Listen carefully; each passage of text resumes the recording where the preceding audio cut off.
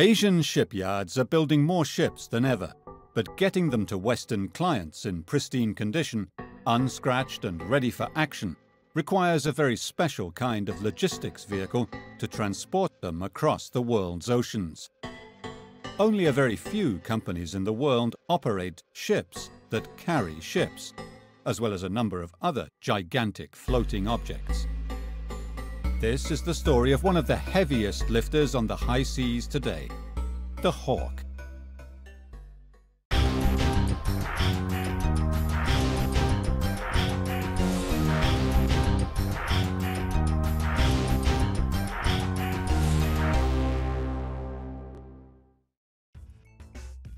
As foreign companies manufacture larger and larger industry components in Asia, and China's economic boom continues, demand for heavy lift shipping capacity in Southeast Asia is at an all-time high, making the region one of the busiest nerve centers of maritime traffic and a center for shipbuilding. The more goods that are shipped, and the bigger the project cargoes are, the more ships are needed around the world. But not all ships being constructed are capable of making a transoceanic voyage, and most customers want them delivered brand new. A handful of heavy lift companies have found the solution for delivering them: ships that carry ships. We try to plan for the worst and always hope for the best. We will always try to have a plan B and a plan C, sometimes even up our sleeve, just to be ready if something is wrong. And then we are ready. We are always prepared with some backup plan.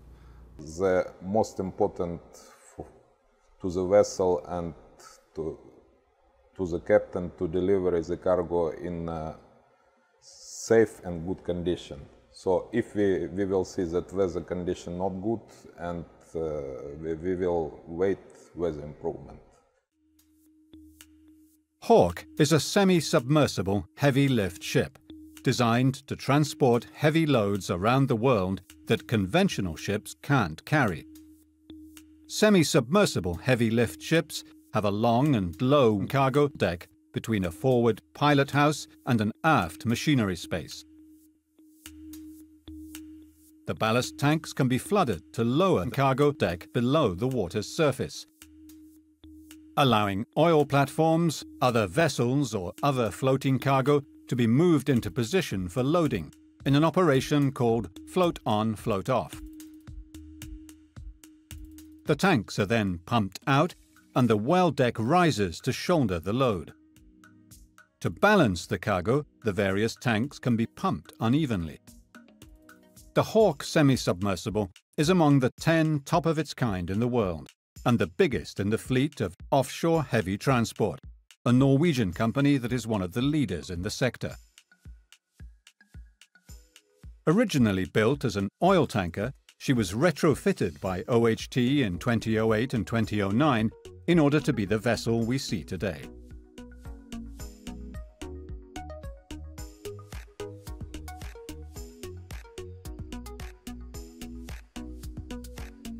The vessel weighs 25,600 tons, but when she's sailing, she has 85,000 tons, and if she's submerging, the weight of the vessel is a whopping 130,000 tons, as much as 65,000 large trucks or 800 Boeing jumbo jet planes. Vietnam is a commercial crossroads of Southeast Asia. Bordered by China and protected by the Philippines and Malaysia, it is the perfect stopping over place for large ships loading and unloading containers and other large cargo loads. This is the port of Vung Tau. The fishing boats and fishing nets of the inhabitants share the sea with hulking cargo vessels from all over the world. In the coming days, the shadow of the Hawk will dominate the landscape. She has sailed all the way from Norway to meet with her next cargo here. Bartosz Kozinski is the loadmaster following the operation. The Polish seaman has been working on ships for 20 years, the last 5 as loadmaster. In the last 5 years as loadmaster, he has loaded some of the heaviest objects on the high seas. He averages about 1 heavy load job per month, but each operation is different, presenting its own set of risks and variables. For this operation, Hawk is transporting ships to the other side of the world. Ships that otherwise wouldn't be able to survive a transoceanic voyage. Not just vessels that are out of commission or in need of repair, but also jack-up rigs and, as in this case, brand new modular carrier vessels made for navigating rivers and inland seas, able themselves to carry up to 1,800 tons stacked high on their decks. The ships are ready for work and even have their full crews with them. We are at the DXP yard in Vung Tau, Vietnam, where we came to inspect 3 MCV units, module carriers for our client. Each module is approximately 3,000 module carrier, 3,000 tons in weight, 123 meter long. We will be loading all 3 of them in a few days from now. Before inspection of the 3 cargo vessels that will be loaded onto the Hawk, Bartosz heads up a meeting with all those involved in the operation. The 3 captains of the vessels being transported and their crews, who will be hosted on board the Hawk during the transport. But also present are the port authorities of Vung Tau, the logistics directors, the commanders of the tugs that will tow the ships out to the point chosen for loading. All in all, more than 100 people at sea and on shore will be assisting in the operation. Bartosz describes in detail all the phases of the operation, responding to numerous questions, as everyone wants to know the loadmaster's opinion as to how best to carry out their various tasks.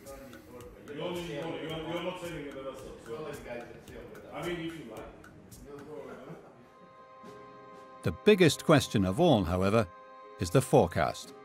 The date has been fixed 2 days from today, but the weather must cooperate. We came here to make an inspection to see if they are ready for loading, if all preparations were done in accordance with Transport Design Manual.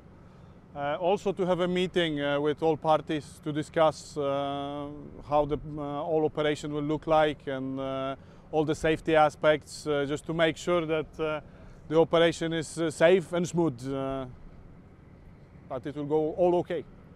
Since all 3 units, they will be loaded on a vessel and they will be staying alongside each other. So basically, each unit will be touching each other. We need to have fendering system just to protect them from damage.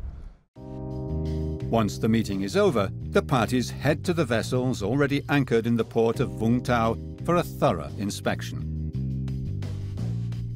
There is wooden fenders on the last unit, which is the one completely outside. And we had to check the exact position, that the position of these fenders is in accordance with the design, that they are exactly on the strong points of the vessel, that we will not have any damage, that the fenders will not clash with some structures on the units, that we will not have any problems with the final positioning of the cargo during the loading. The wooden beams must be laid across 8,700 square meters of deck area. It is perhaps the most crucial aspect of transporting such heavy cargoes long distances. Bartosz and the captain of the modular carrier vessels discuss how best to position the beams based on the measurements taken during the prior inspection. They are designed to sail in sheltered waters, in closed areas, so rivers, seas like a Caspian Sea, so not ocean conditions. Just the construction of the vessel does not allow for voyage through the ocean. Because even if they were strong enough to sustain the ocean passage and could be towed by a conventional tug, The heavy lift ship is much faster than tug. It's 2-3 times faster than the tug. So the owners of the cargo, they will get their ships in location much faster, meaning they can start making money much faster in this case. So the time, it's a big factor in here. Wave limits are also crucial during the loading operations because there are multiple floating objects, the hawk heaving up and down, and then the vessels being loaded. The 3 brand new vessels, once loaded onto Hawk, cannot bump into one another because they could be damaged before even arriving at their destination. We don't want to damage the ship, we don't want to damage the cargo. You know, the owners of the ships behind us, they paid for a brand new equipment and they want to have a brand new equipment delivered in a discharging location, so they want a scratch-free delivery. The forecast continues to worry Bartosz. It is the monsoon period in Vietnam, and hot winds passing through the area can influence the weather and exacerbate unexpected thunderstorms that can be violent and create dangerous swells that put the cargo and the crew loading it at risk.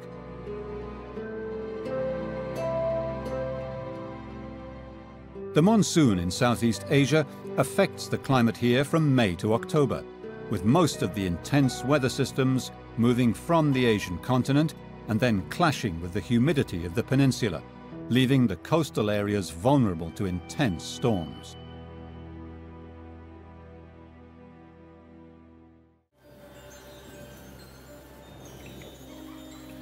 The monsoons of Southeast Asia are threatening to disrupt loading operations near the port of Vung Tau as 3 newly built modular carrier vessels await transfer to Europe. The OHT Hawk is charged with carrying out a float-on, float-off loading operation during which the Hawk's deck submerges so cargo can be floated over and loaded on. Safety margins are stringent. We have to look very carefully at the weather, so we have a very strict weather limitations.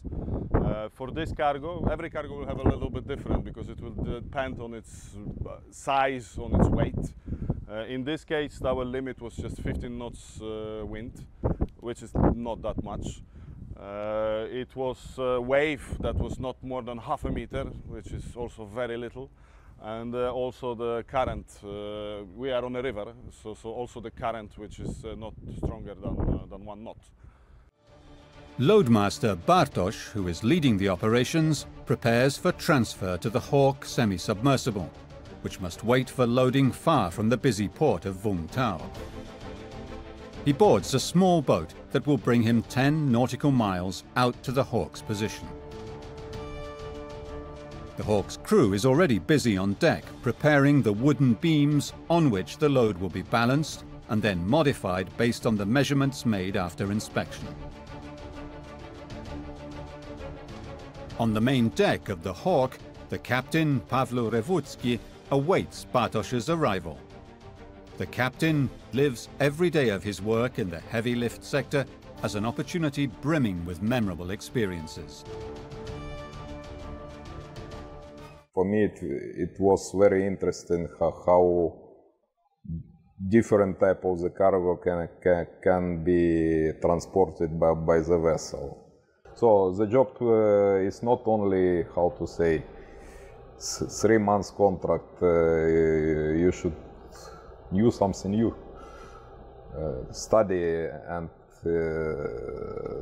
you should grow in professionally on board the vessel all time. The countdown continues.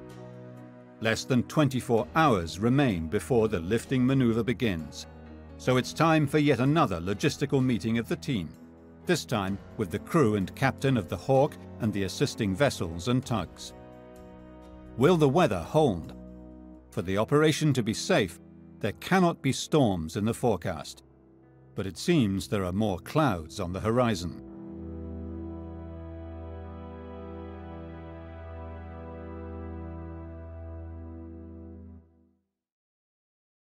For loading, we will first bring the cargo alongside the vessel by tugs.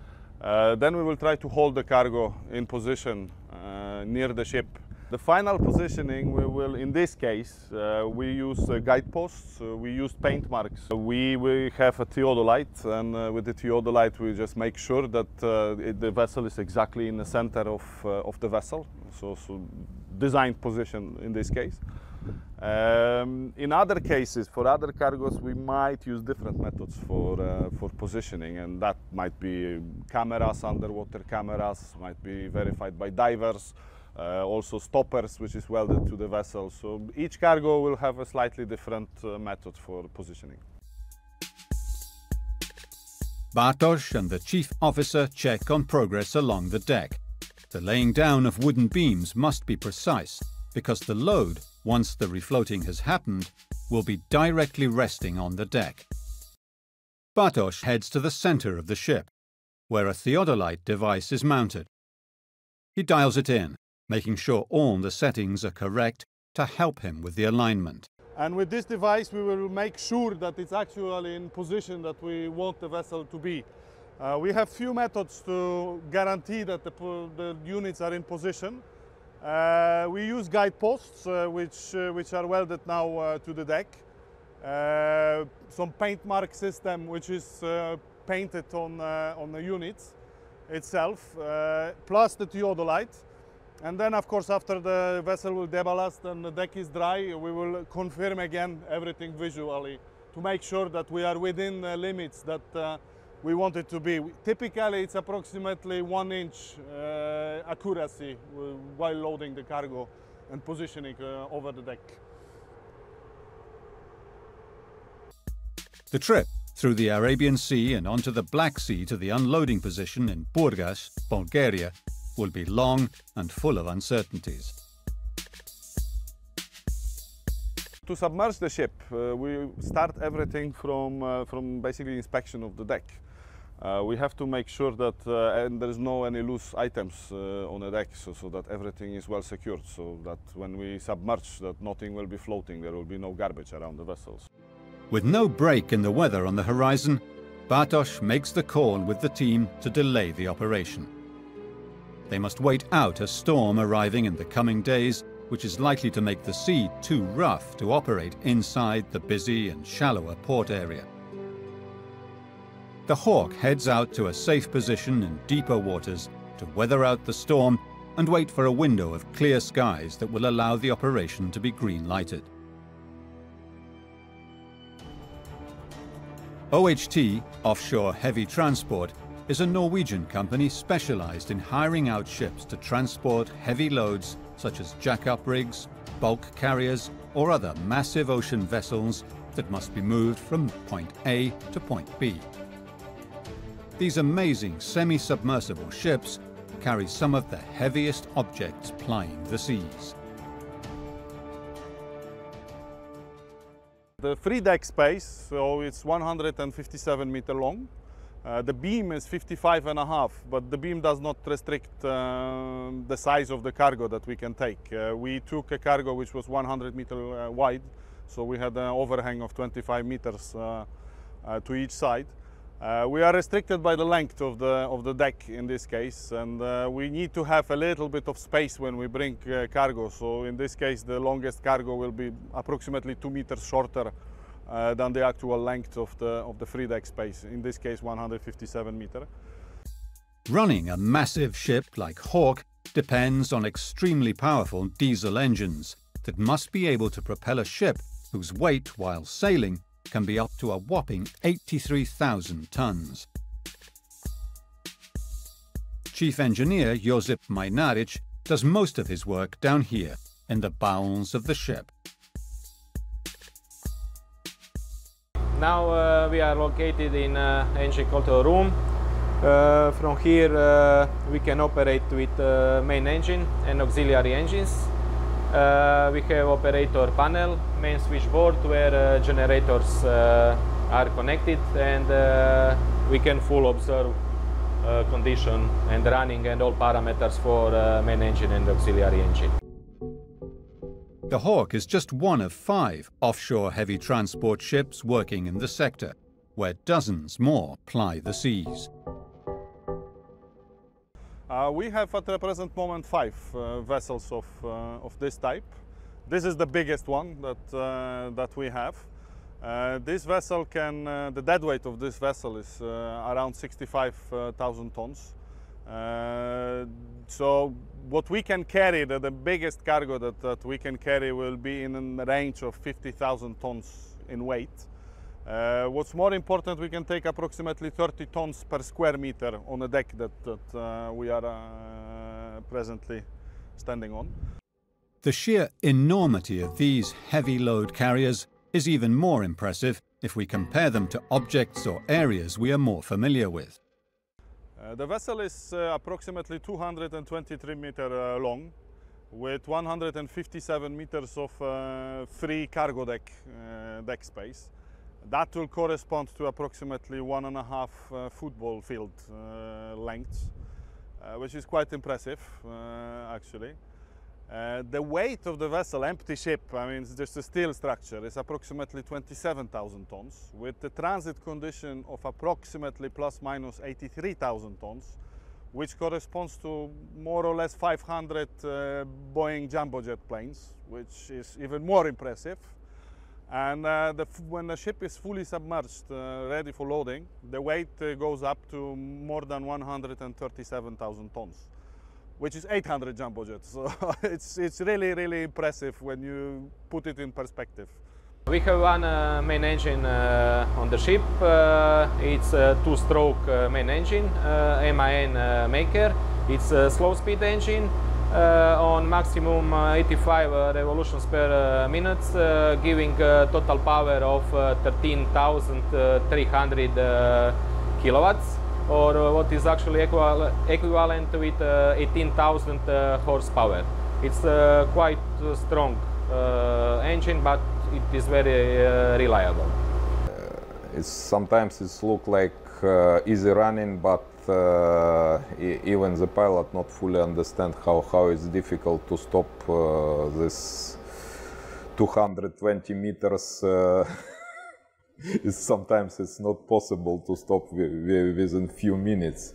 You should adjust your mind and be worried about this. We can run very fast, but to stop the vessel it takes time. But how exactly does a semi-submersible ship actually work? The ship is able to lower its deck to below water in order to float its cargo on and off using a specially designed ballast system to empty and fill the tanks up to just a few centimeters of air pockets. Key to any heavy lift operation of this magnitude is what happens in the ballast room, which is where the most delicate phase of the operation is carried out. The chief officer, Vitaly Smirnov, supervises on deck but is in control of the ballast room operations. So we use for eject the water from the tank for ballast pump, 3,000 tons per hour capacity, and one big one with 4,000 per hour capacity. And for stripping water from the tanks, we use a GS pump, the small one, just for stripping of the water, for prevent the free surface inside of the tanks. To submerge the vessel, the crew start filling up the dozens of ballast tanks until the main deck is almost underwater. This is a very critical stage, because with water moving freely around in the tanks, the vessel loses its stability. The ship has 81 ballast tanks, with total capacity about 140,000 metric tons. And all tanks we are using for the loading and discharging operation. This panel shows the all tanks. The ship has 3 levels of the tanks: upper, middle and lower. and the same three lines, the starboard, port and the center line. But additionally, about 4 years ago, was installed on the shipyard sponsons tanks from port side and starboard side. This ability to sink below the water's surface in order to take any cargo on board has made the Hawk a sort of ocean-going ambulance, ready to come to the rescue of some of the largest behemoths of the high seas. On the morning of August the 8th, 2016, shocked residents of Dalmore Beach on the island of Lewis, Outer Hebrides, woke up to find an orange steel monster washed up against the rocks of their wild coast. A massive 17,000-ton oil rig had appeared out of nowhere.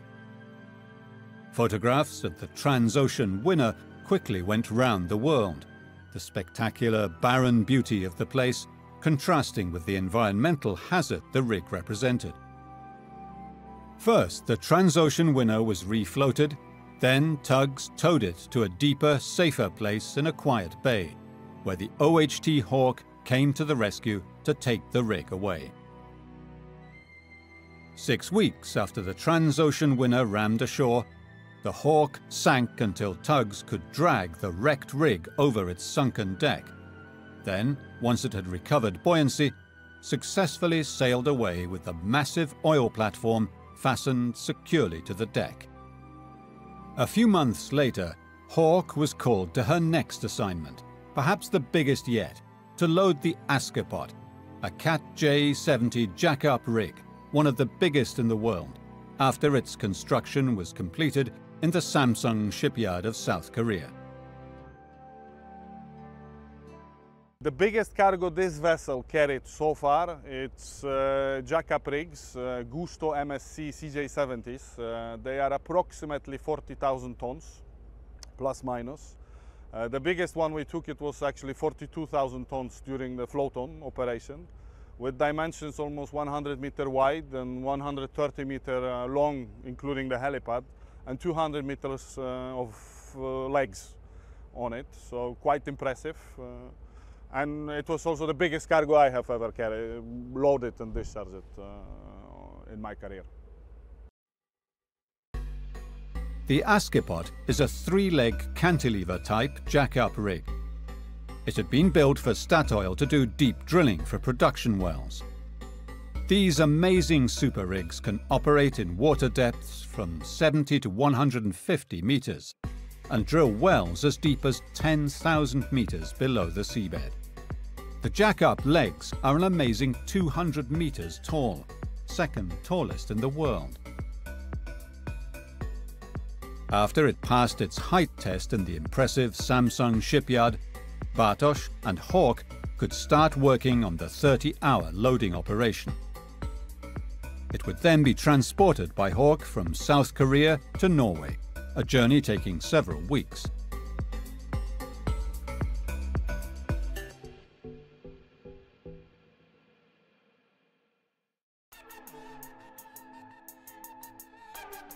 How long each journey takes to transport mega objects from point A to point B on a semi-submersible ship depends on how heavy a cargo it is carrying and what kind of weather conditions these amazing ships that carry ships encounter along the way. The speed of our vessel will depends cargo type. Different cargo, different speed, and also weather condition. But average speed will be around 12 knots. Regarding the time of cargo operation, is also vary from cargo to cargo, but actually we require it around 1 week to load and fix the cargo for sea voyage. We have a stop work policy in place, so everybody can stop anybody, regardless of the rank. So lower ranks can stop the higher ranks. You know, the captain can be stopped by ordinary seamen, if necessary. And we prefer to stop just to make sure that we reduce the risk to minimum.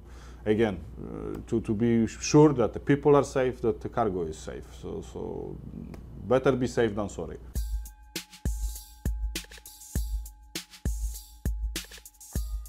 Bartosz is careful to put safety first. Safety of the crew, then safety of the cargo, and finally time pressures, which are important but not at the expense of safety.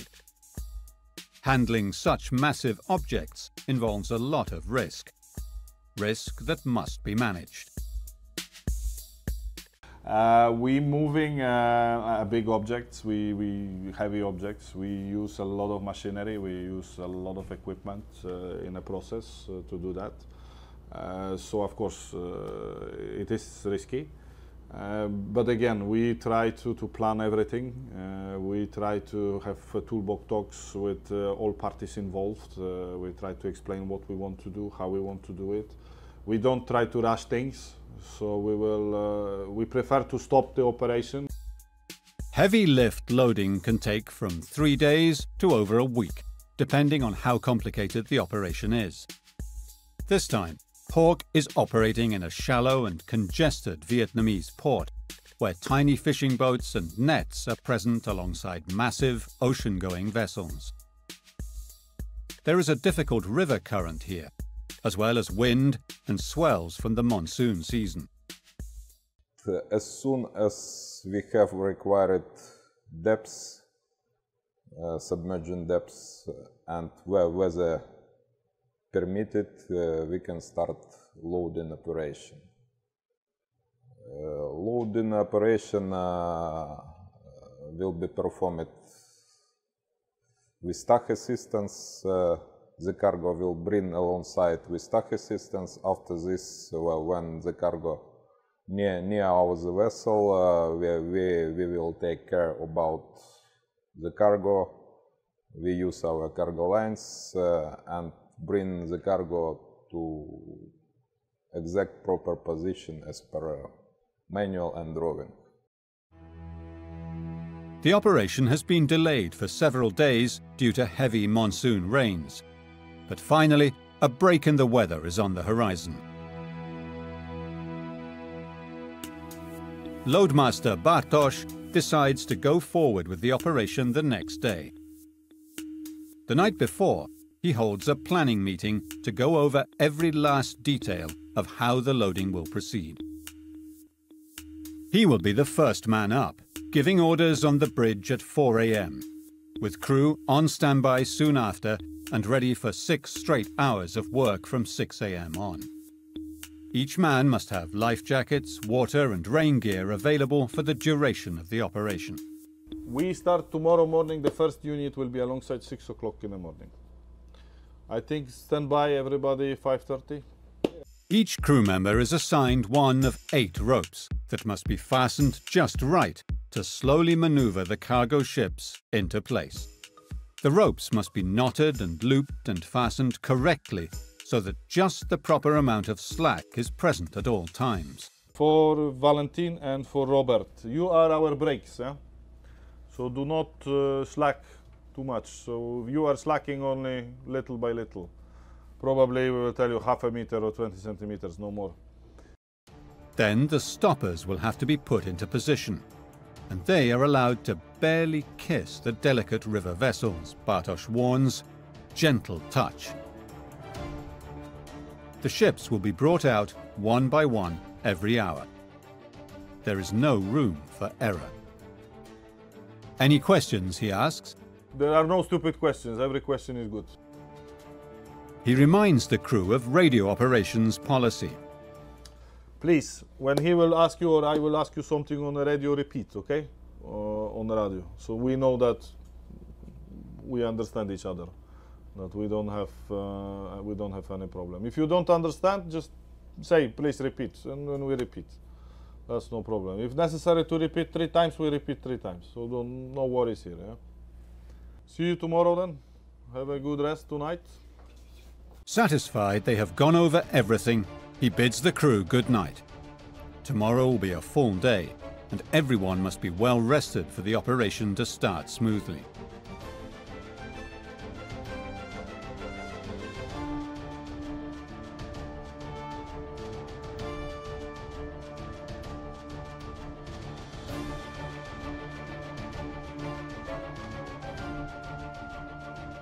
Dawn breaks over the port of Vung Tau. It's a new day, and the weather permitted the Hawk to move into position inside the port during the night in order to submerge in preparation for loading.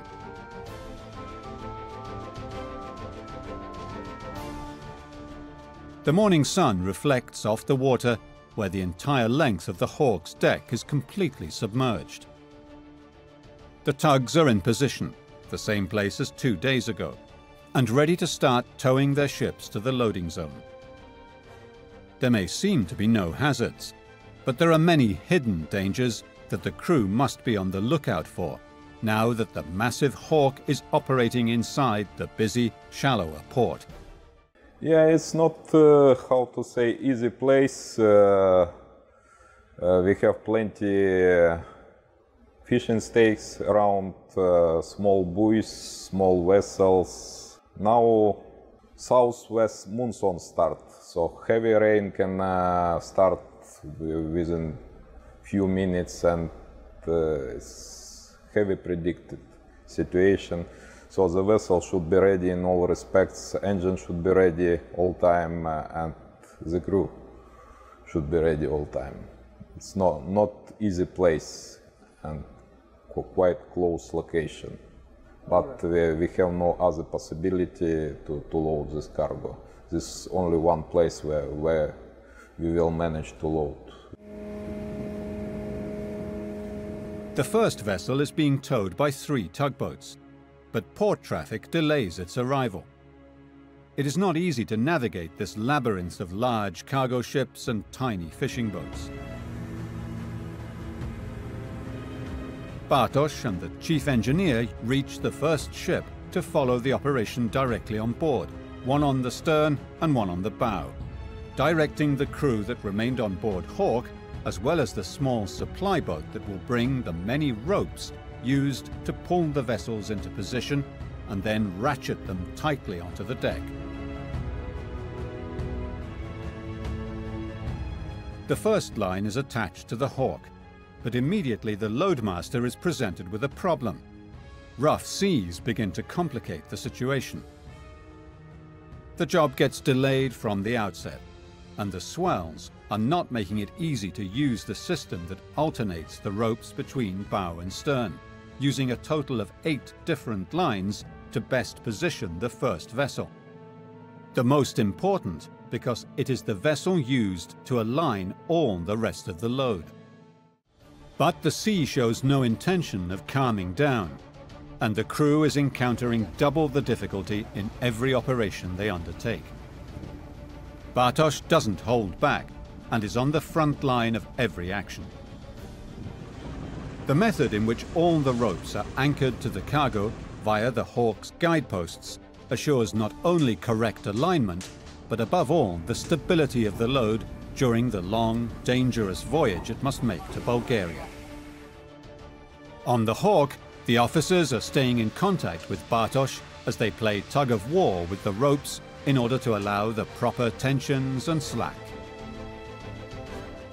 Everything is proceeding based on very small margins of balance that the loadmaster must direct thanks to the precise measurements made in the days prior and, of course, to his many years of experience. Once the first vessel is in position, finally the crew can begin to load the second ship. During loading we had approximately 13 knots of winds, between 12 and 13, so it was already quite close to the limit. On top of this, the wind was blowing against the river that was also building up a little bit the wave. So the wave was again on the limit, almost. And then they missed the slack tide by 2 hours, and we were loading on almost maximum allowed current in this case. So strong current, strong wind, wave, and the boat is quite small, so they were really struggling to do it. And again, you know, I prefer to do it slower in this case to make sure that the guys on the boat are safe. This time, the rubber service dinghy leaves from the bow, and the chief engineer is in command of the operation to bring the cable over to the vessel. Now that the seas have calmed, the work is going more smoothly. The winches are working at maximum power to give enough rope to bring the second vessel to the center of Hawk. Every unit waits its turn to let go of the rope and then reattach it.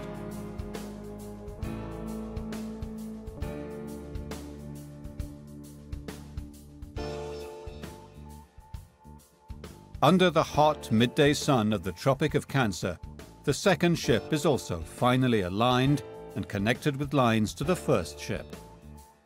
It appears that the operation, up until this point, is going well. Now the theodolite must confirm perfect alignment with the marker painted down the center of the ship. The heat is unbearable. The crew decides to take a break. After the break, the third vessel finally arrives. 2 vessels have already been connected. Now the crew must use first 2 ropes with precision to bring the third vessel into position as well. Fatigue is starting to set in, but there is no time for distraction, as the sea is once again being whipped up by the wind. With thousands of tons of water in its ballast tanks and 2 of the 3 ships loaded, every precaution must be taken to complete the operation safely and successfully.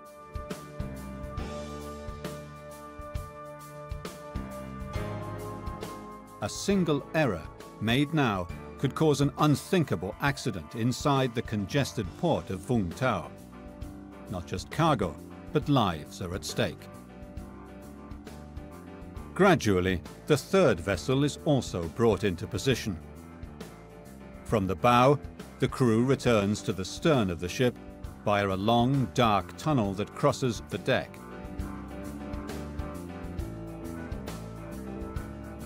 Once all 3 ships are fastened down tight, it is time for Hawk to start the refloating.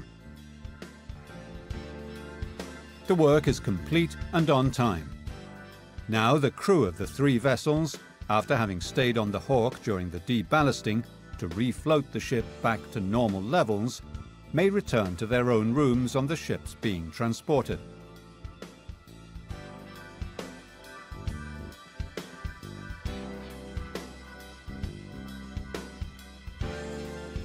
One more check is made to make sure the 3 vessels are properly bound and anchored onto the Hawk before the crew prepares to leave port and go 10 miles out to deeper waters where the final sea fastening will take place. Meanwhile, the ship's captain is meticulously preparing their planned route.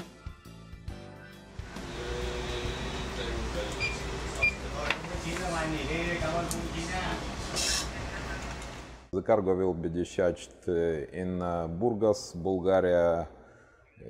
We will have few interesting places where the vessel passing. At first we are crossing Singapore Straits with heavy traffic. Next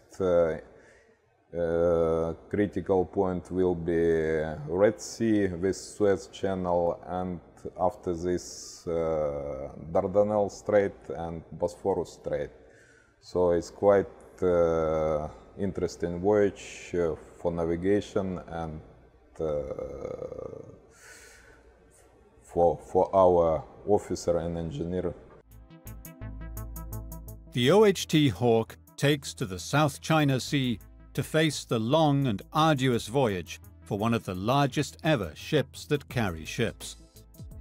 Nearly a month later, the Hawk sails into port at Burgas, Bulgaria, to unload and deliver her precious cargo. The fully loaded OHT Hawk rarely goes unnoticed. Each float-on and float-off operation is an impressive feat of marine engineering and heavy lift transport. Another month at sea, another mission accomplished by Bartosz and the crew of the ship that carries ships. November 2016. A massive steel arch has moved slowly over the site of the worst nuclear disaster of all times.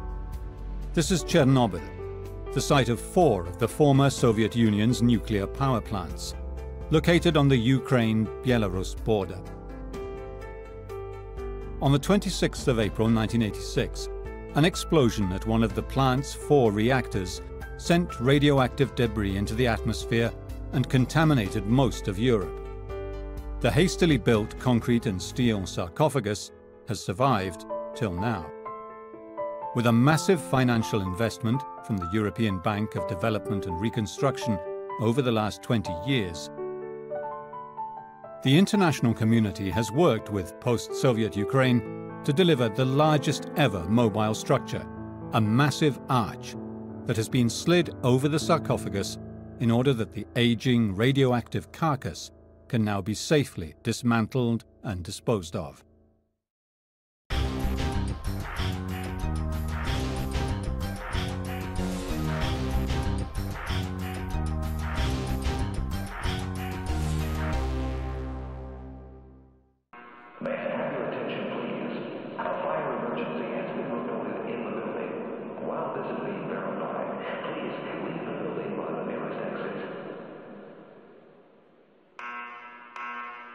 At 1:28 a.m. on the 26th of April 1986. Chernobyl. Scientists are doing tests at the nuclear power station with 4 reactors, one of the technological jewels of the Soviet Union. They want to see if the turbine can provide enough backup power during a blackout to keep the cooling water flowing while generators kick in. A sequence of errors leads to a buildup of steam in the reactor cooling water. There are 2 explosions that literally blow the top off the reactor into the night sky. Over the next few days, radioactive material shoots into the atmosphere. It not only falls on the surrounding countryside, but is carried by the winds as far as Finland and Italy.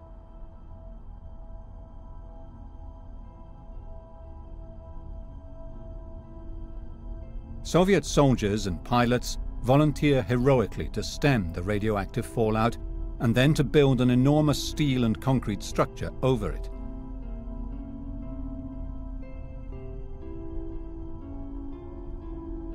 The whole area is evacuated as the plant continues to unleash 200 times more radioactivity than the Hiroshima and Nagasaki atomic bombs.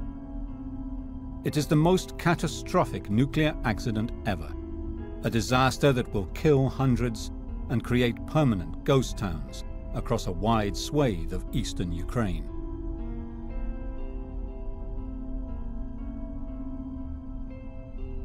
Today, the protective structure built to contain the radioactive material, known by its Soviet-era name as the object shelter, or more commonly as the sarcophagus, lies under a massive steel arch, hermetically sealed and built to allow work on the steel and concrete structure that still houses the radioactive fuel rods that were the core of Reactor 4 at the Chernobyl power station. The explosion in 1986 released just 3% of the radioactive material of Chernobyl into the atmosphere. The remaining 97% lies beneath the deteriorating concrete shell of the sarcophagus. It is one of the world's most dangerous ticking time bombs. The new containment structure is designed to reduce the risk of another future disaster.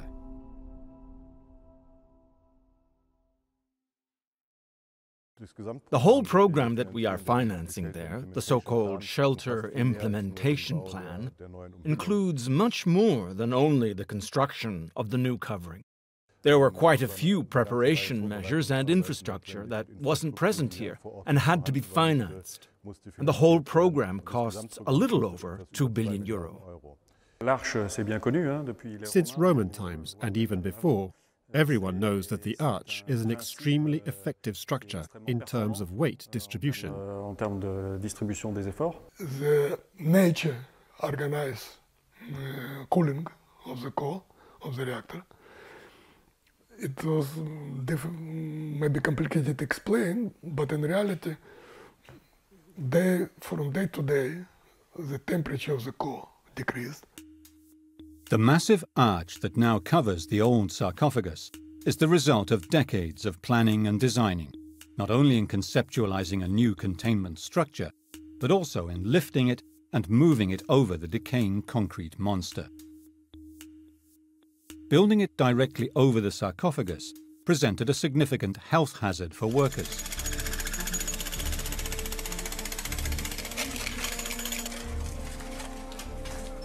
So the largest ever man-made object to be moved over land had to be built at a safe distance from the old structure and then had to be slid into place.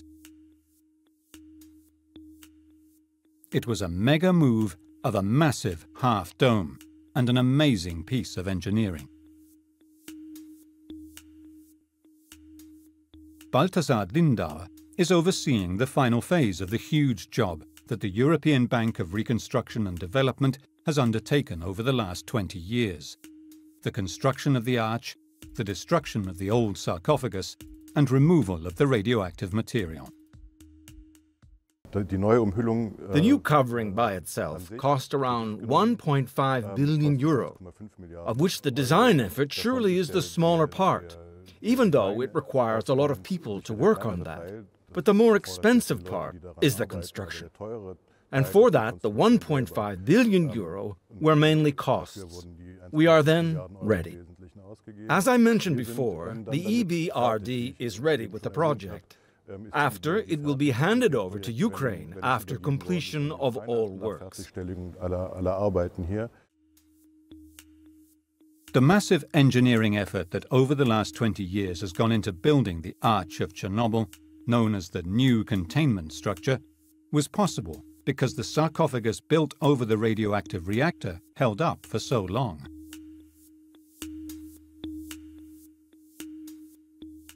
Nikolai Steinberg was in charge of the project from the week after the disaster.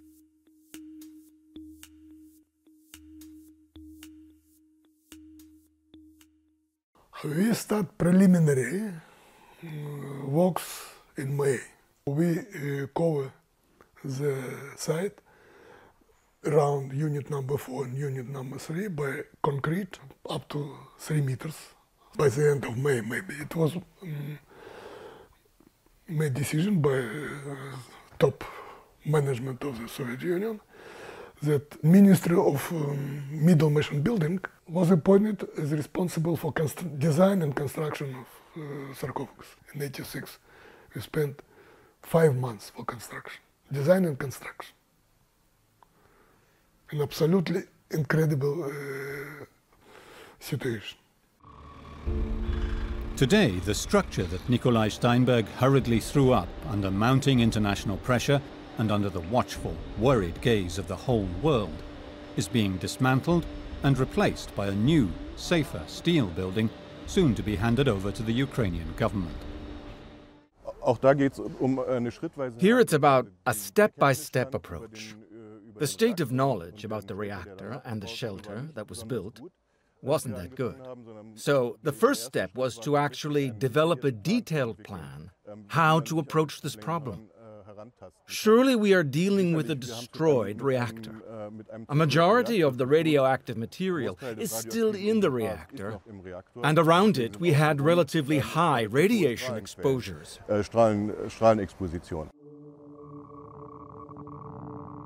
The high gamma-ray radiation levels close to the reactor dissipate with distance from the radioactive core. This led to fundamental consequences for the project.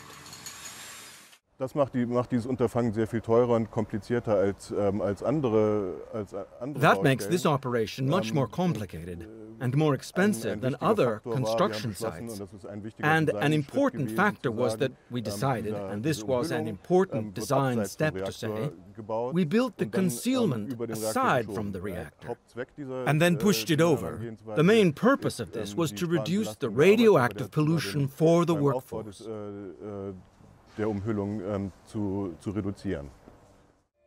In 2007, the first pieces of this immense steel construction began arriving from Italy. They had been built based on French designs produced by powerful computer programs. Once on site, the pieces had to fit perfectly. Everything had been calculated to the millimeter. Even the lifting processes that eventually moved the arch over the steel and concrete sarcophagus of doom.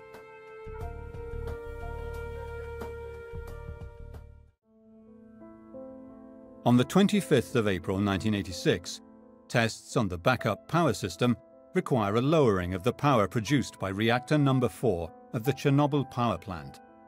But a request for more electricity from Kiev delays the experiment, and an inexperienced night shift team first remove and then reinsert control rods that reduce the uranium rod reaction, provoking first an uncontrolled drop and then a rapid rise in the reaction, and causing a massive head of steam to build up in the cooling water.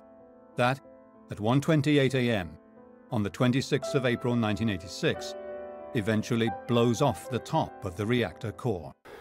So the problem was connected to thermohydraulics and physics of the reactor. Some mistakes of personnel, jointly with design mistakes, realized in explosion.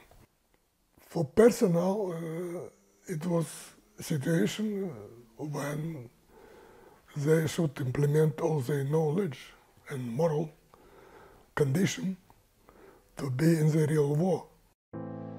The Soviet government evacuates 360,000 people over the course of the next month, leaving small towns like Pripyat completely empty. Ghost towns frozen in time.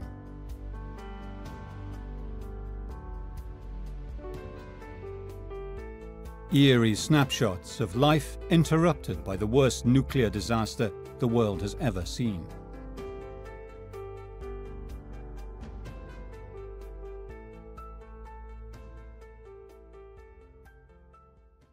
For first 6, 7, 8 months, in reality in Soviet Union was created the system of Chernobyl issue management absolutely adequate to situation in the war.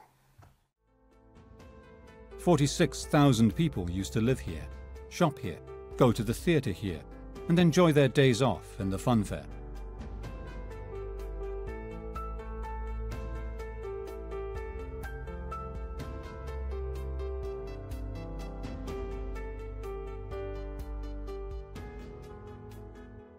Before the disaster, 1,000 babies were born here every year.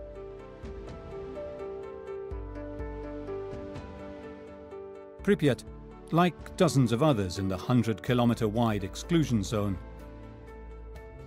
is just a ghostly reminder of the cities that once were. Now being overtaken by forest, flora and fauna that instead have survived against all odds.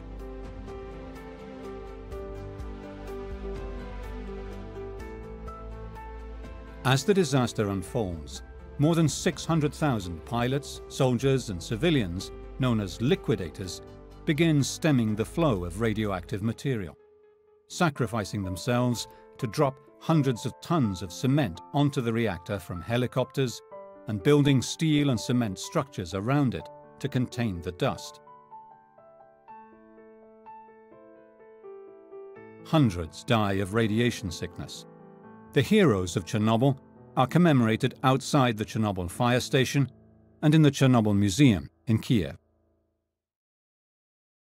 Main priority was safety, how to decrease level of occupational exposure, decontamination of the site, restoration of the unit, because we have very strong task for us to return unit number 1 and 2 in operation by the middle of autumn. So it was our responsibility. In May, my task was decrease as much as possible number of people at the site. 12 years after the disaster, the political situation of the Ukraine changed dramatically after the fall of the Soviet Union. The highly contaminated site of the Chernobyl disaster and 2 other reactors that still pumped power to the rest of Ukraine were identified as new priorities in the development program for Eastern Europe. Es ist natürlich eine große Herausforderung für einen Staat, It is, of course, a big challenge for a state that, at that time, was newly founded and that had economic difficulties to be confronted with such a unique and grave problem like Chernobyl. We also felt that during the implementation of the project, it was a huge challenge in many respects, regarding the training of the people that are needed here. Also for all possible financial support that is necessary for everything around the project to make sure that Ukraine can master this challenge. With time, we built a very good team, and we're pleased with the collaboration with Ukraine.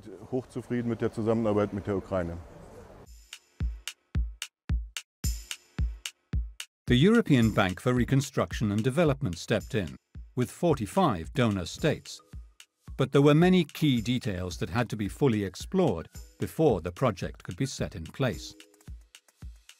The company that won the contract to actually build it was a consortium between two French engineering companies, Vinci and Bouygues.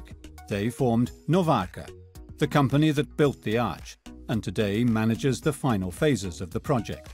Cyril Fagier is the project director for Novarca. Welcome in the Arch of Chernobyl.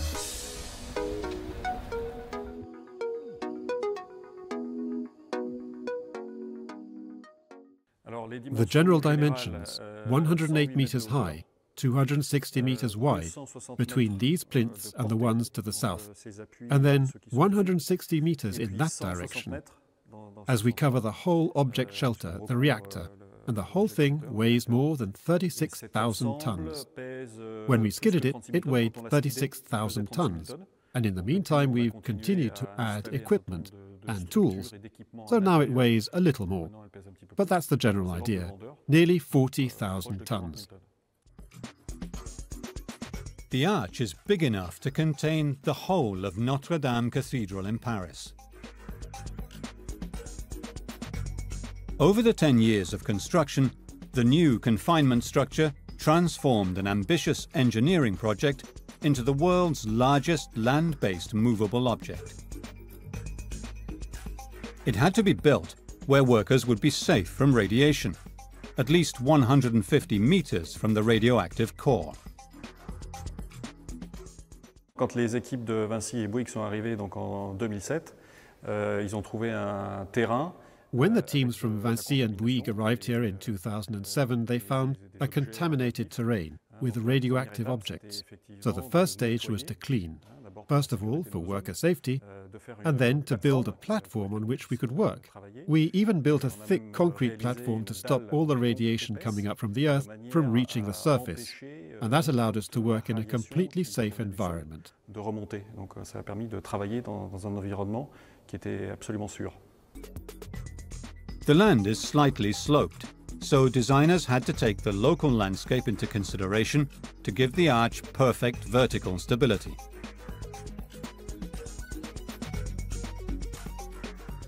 The plan also involved skidding the arch into place, using skid shoes set at 45 degrees to the surface to take the full load of the arch.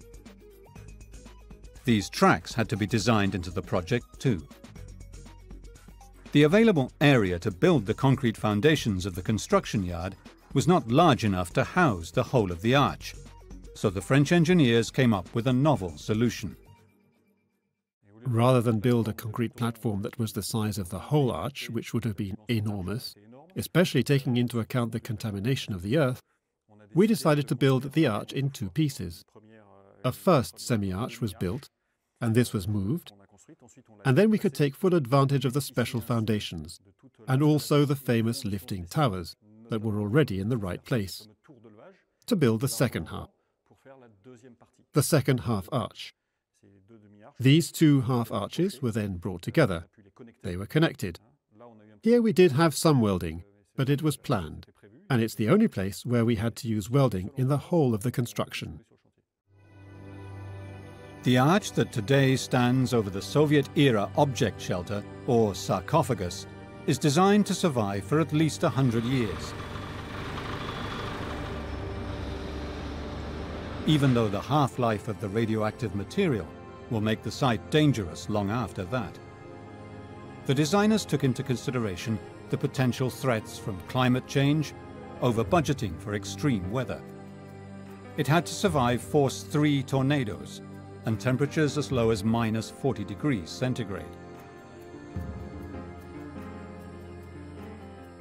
The arch shape makes the structure solid, with the entire weight of the steel and concrete resting on the plinths on the concrete floor specially built to house it. La première chose, c'est qu'on a décidé de construire l'arche. The first thing we decided was to build the arch several hundred meters away from the reactor. Why? Obviously, because the further we are away, the lower is the radioactivity. So we had to work far enough away to allow us to work in normal conditions, so as not to have limits on the length of our working hours.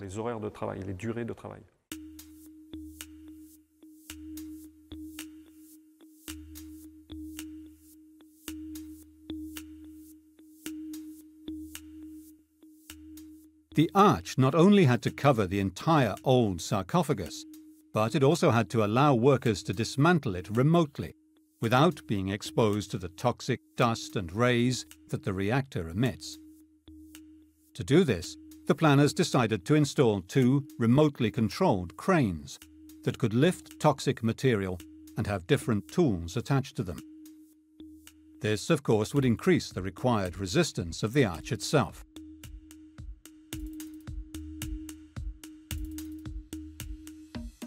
Once the overall principles had been established, it was up to the individual engineers to come up with a robust design structure that would do the job. The sustaining element of the new containment structure had to hold up the inner and outer surfaces, plus the 2 gantry cranes. The French engineers came up with a trellis structure made up of tubular steel elements that used intersecting pressures to offload the weight onto the foundations, very similar to the world-famous steel trellis Eiffel Tower in Paris. La structure de l'arche, en réalité, elle est constituée d'une structure primaire, c'est vraiment la structure porteuse. The arch structure is actually made up of a primary structure that carries the weight and through which all the forces are channeled. This is a trellis with a distance between the upper chord and the lower chord of 12 meters. This constitutes the annular space, and you'll see it later. Then we covered the primary structure with a secondary structure with curlings that allow us to position the cladding, the stainless steel skin, which is a little more complex than it seems, as it is really a multi-layer surface. Qui est un peu plus complexe que ça, puisqu'en fait c'est un multicouche. The heavy lift company that Novaka brought in to move the arch they had designed was Mammoet. The company had become famous for raising the Kursk submarine, using massive strand jacks, a tool that would play a key role in this massive move too. En réalité, quand les équipes de Vinci et Bouygues ont conçu cette arche, in actual fact, when the Vinci and Bouygues teams designed this arch, they designed it together with the people who would work on the construction site and with the subcontractors that have the expertise. All the details are designed with the tools we'll be using in mind. We can't design such a concept and then wonder how we're going to actually build it on site. It has to be done as a partnership and hand in hand. And it worked very well. Ça doit être fait vraiment en partenariat et main dans la main, et ça a très bien fonctionné.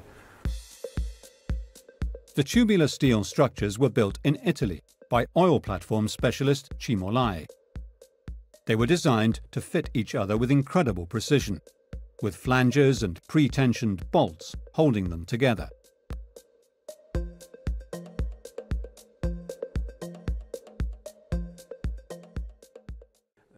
Obviously, this whole structure was designed on a computer, which is traditional now. But we also built computer models, because we had to be absolutely certain that as we were putting together these thousands of pieces in the construction yard, they would slip into place, and each hole match up with the facing holes, to the millimeter. So the assembly was carried out virtually in the design bureau in Italy, and that allowed us to build this structure in record time. Et ça a permis de monter cette structure en un temps record. Parts for the lifting towers were delivered too. These were designed to be built on a skidding system that allowed them to move outwards from the arch's centre line. They had a vital role in the overall plan.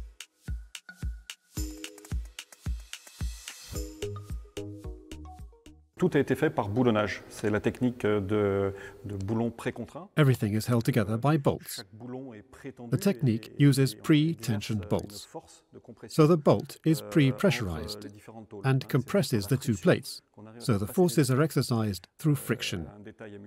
A funny detail is that there are 700,000 bolts in this arch.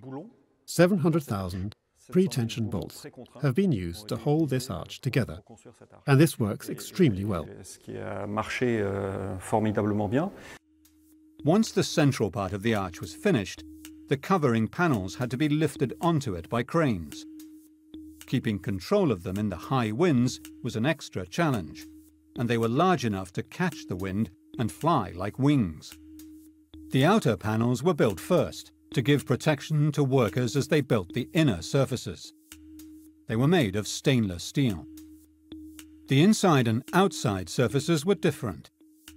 The inner surface was beveled so as to reflect the gamma rays internally, and the outer surface was as smooth as possible to keep the rain and snow off it. There's an inside and an outside.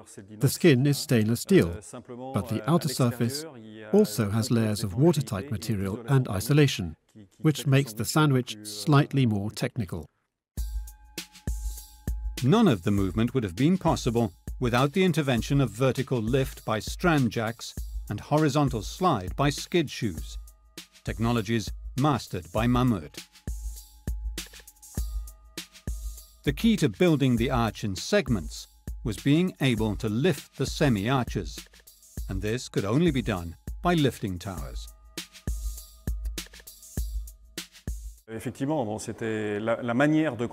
So the construction method was a real challenge. How do you build a structure that is more than 100 meters tall, 260 meters wide, without using gigantic tools or cranes? So the teams, the design teams and the construction teams, that's what we call the constructability study, decided first to build the central part, the upper part, the part that today is 100 meters high, to build it on the ground. Why on the ground? Because it's easier. We need small cranes. It's safer. In safety terms, it's better to work close to the ground rather than at very great heights.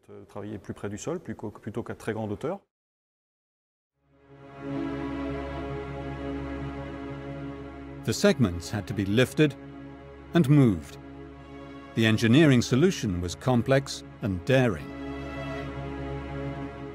Then we would lift this central element using the lifting towers, and then with this element suspended, build the elements on either side, the elements of the arch on either side, then lift again, and then build the last elements of the arch that allowed us to rest the arch on these plinths.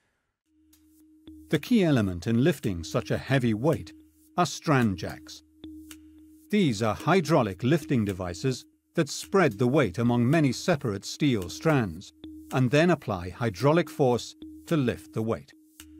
Steel teeth bite into the strands and hold them as the hydraulic pumps fill once more to begin a new lift. They are slow but powerful. Especially, they have to work in perfect sync, all together, to get an even lift all over the surface. Les tours ont été livrés un petit peu comme l'arche, évidemment, avec des membrures évidemment bien plus petites. The towers were delivered like the arch itself, obviously with shorter beams, also held together by bolts. So the lifting technique that was chosen was the strand jack, installed by our subcontractor Mammoet, each of which allowed us to lift weights up to 15,000 tons. We invented a new method, so we designed a system by which we could skid or move these towers from one position to the next. There were 3 different positions. D'une position à l'autre, effectivement, il y avait trois positions différentes.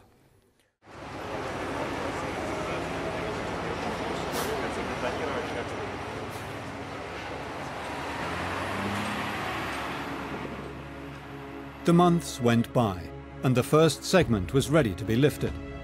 But first, the gantry cranes had to be installed.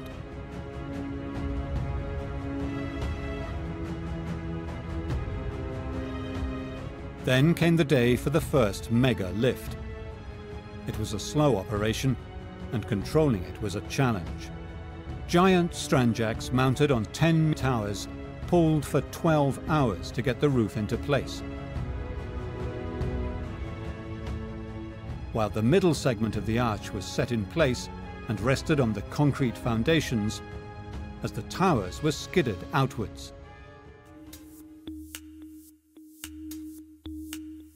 Cables tensioned by strand jacks kept the edges of the arch from bending outwards as they were lifted, to ensure perfect fitting of successive segments as the top was lifted to its full height.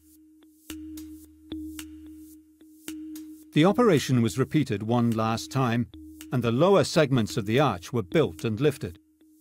But this time, they were positioned on the upper surface of the skid shoes that had been laid to transport the mega arch over the aging Chernobyl sarcophagus and the dangerous cargo encased below it. The first arch was moved towards its final resting place to make space for the second half that went through the very same process. In all weather, winter and summer alike, the workers of Novarka and Mammoet worked together to move the project forwards. In all, up to 3,000 workers were on site at the height of activity. There were no accidents. It was literally a mammoth task.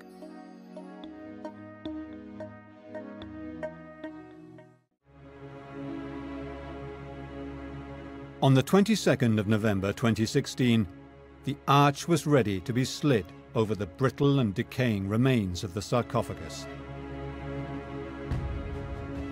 It was the make or break moment of the whole project. The arch was ready to be slid over the sarcophagus, the symbol of the worst nuclear disaster ever.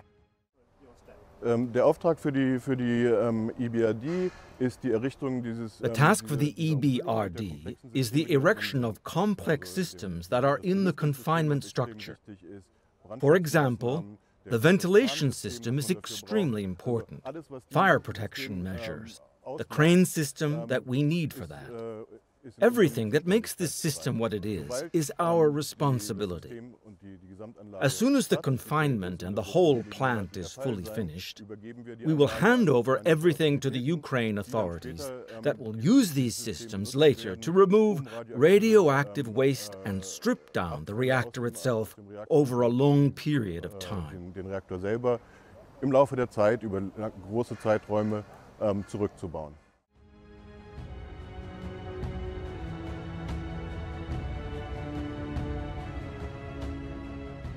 The whole arch weighed 36,000 tons, and the intersecting beams meant that all the weight lay on the outer surface of a trench built at 45 degrees to the horizontal.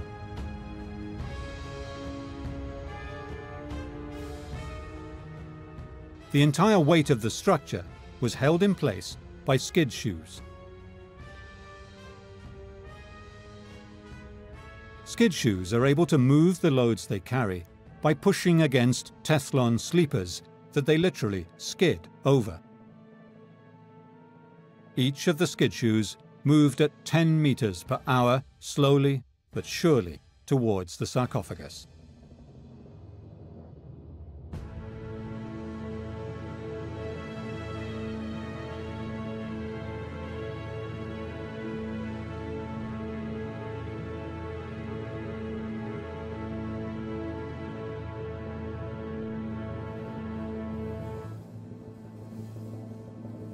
By the end of the seventh day, it was in place. What we can see here is the structure of the plinths, and they're technologically relatively simple. We see these plinths holding up great works of art, and the whole of the arch's weight is offloaded here. And when I say weight, I'm talking about the arch's own weight, the weights from external factors, earthquakes, winds and so forth, but also of equipment. because inside the arch, and you'll see it later, the main crane system, so we have two enormous gantry cranes that weigh 1,500 tons each, two monsters. It's very interesting. So the weight of the cranes and the weight of what they carry are spread through the structure of the arch and lie on these plinths. des charges qu'ils portent redescendent également via la structure de l'arche sur ces appuis. Now the skid shoes had to be removed, and the weight of the arch rested on huge plinths built into the diagonal wall of the foundations.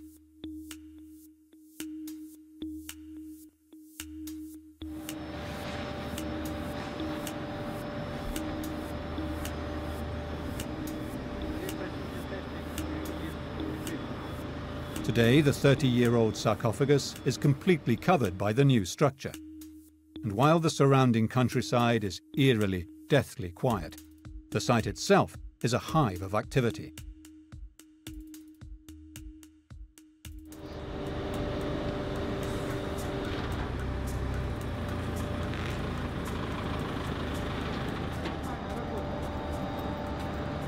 The gantry cranes are active all the time, as workers consolidate the building with a containment scaffolding and cover it so that eventually the radioactive core can be removed. This structure represents a 30-year effort to reduce the future risks posed by the worst nuclear disaster of all time. The main task, main goals for construction of new safe confinement was to protect environmental from distribution of radiation from unit number 4. Unfortunately, study of this object, from my point of view, for the study spent so much time, so 20 years for study, design and construction. Once more, I would like to underline, in '86, we spent 5 months for construction, design and construction. Today, the new containment structure covers the Chernobyl sarcophagus that still contains what is left of the reactor number 4 of the Chernobyl power station. The massive trellis of tubular steel arches can be seen from the stairs that lead to the upper gallery. Activity around the old concrete and steel building is intense.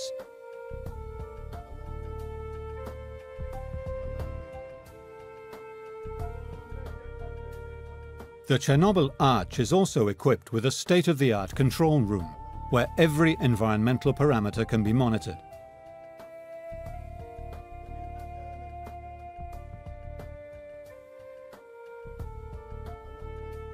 A massive air purification system ensures that no radioactive material from the work going on inside ever gets out.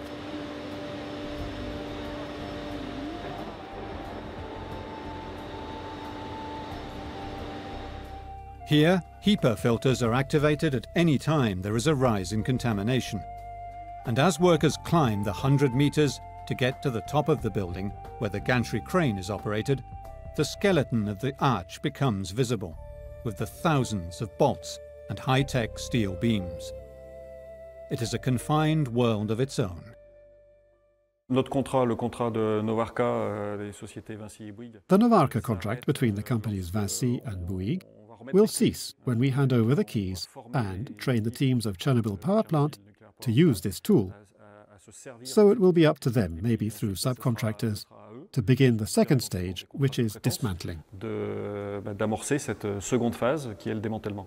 Now the new safe confinement, as it is called in English, has a lifespan of 100 years and allows then, with time and planning, to determine the next steps and to conduct these steps. A concept has to be developed. Which parts of the reactor have to be removed?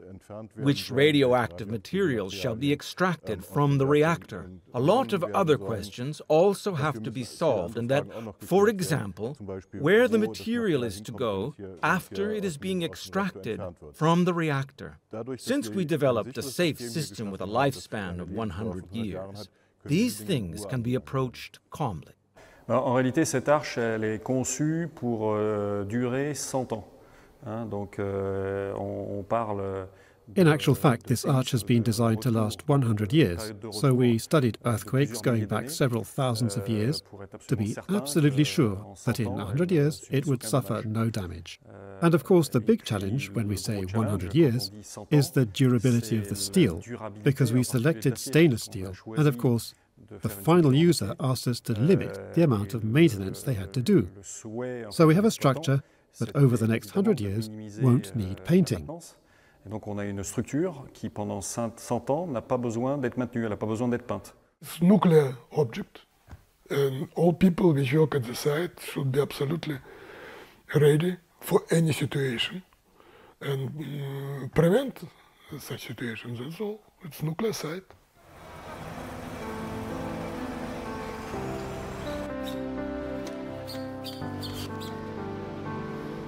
Eventually, all the radioactive material from Chernobyl will be removed to a safe place, a second project to be financed by the European Bank of Reconstruction and Development.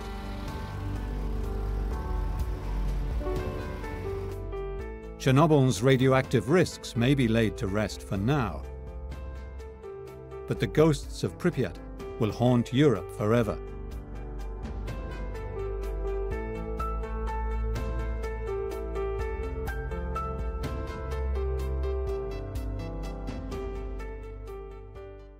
From my point of view, no one other government in the world could decide this problem. It's a reality. In such time, very short time, no one.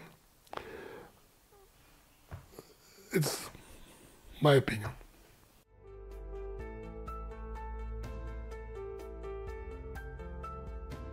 The air, water and soil will always be monitored, even as tourists of the macabre brave all kinds of weather to visit what was once a thriving small town, a proud symbol of successful Soviet society that overnight became one of the most grim and catastrophic landmarks in all of humanity.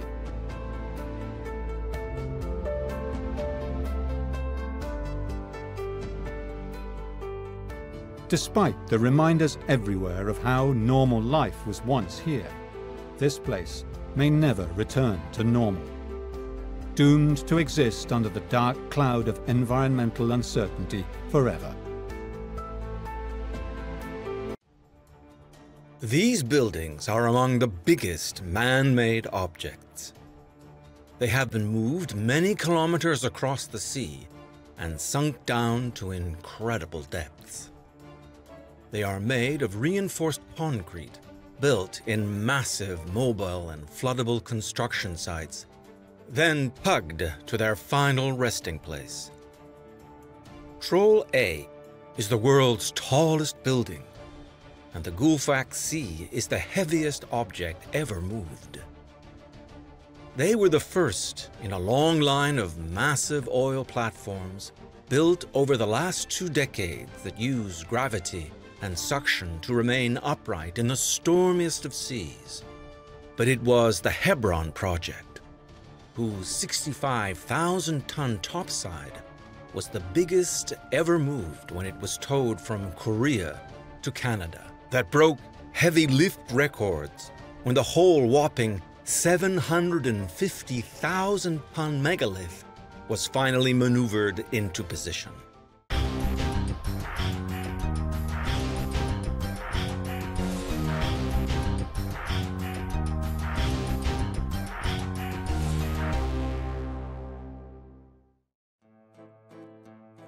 Oslo, Norway. This is the head office of Kvaerner, famed the world over for its concrete mega structures. Everything it builds is big. Indeed, it has built not only big oil platforms, but the biggest. Far out in the North Sea are 2 oil and gas fields, the Troll A and the Gullfaks C. Resting above them are 2 of the world's largest structures, respectively the tallest and the heaviest. Off the coast of Newfoundland, two other platforms, the massive Hibernia and Hebron, moved into place in spectacular fashion. The Hebron has the biggest topside in the world. When construction on the massive structure was finished in Asia, it was towed in a mega move halfway around the world to be installed onto the platform base in Canada. Kvaerner is specialized in gravity-based supports, massive concrete bases that used gravity to keep an oil platform perfectly in place.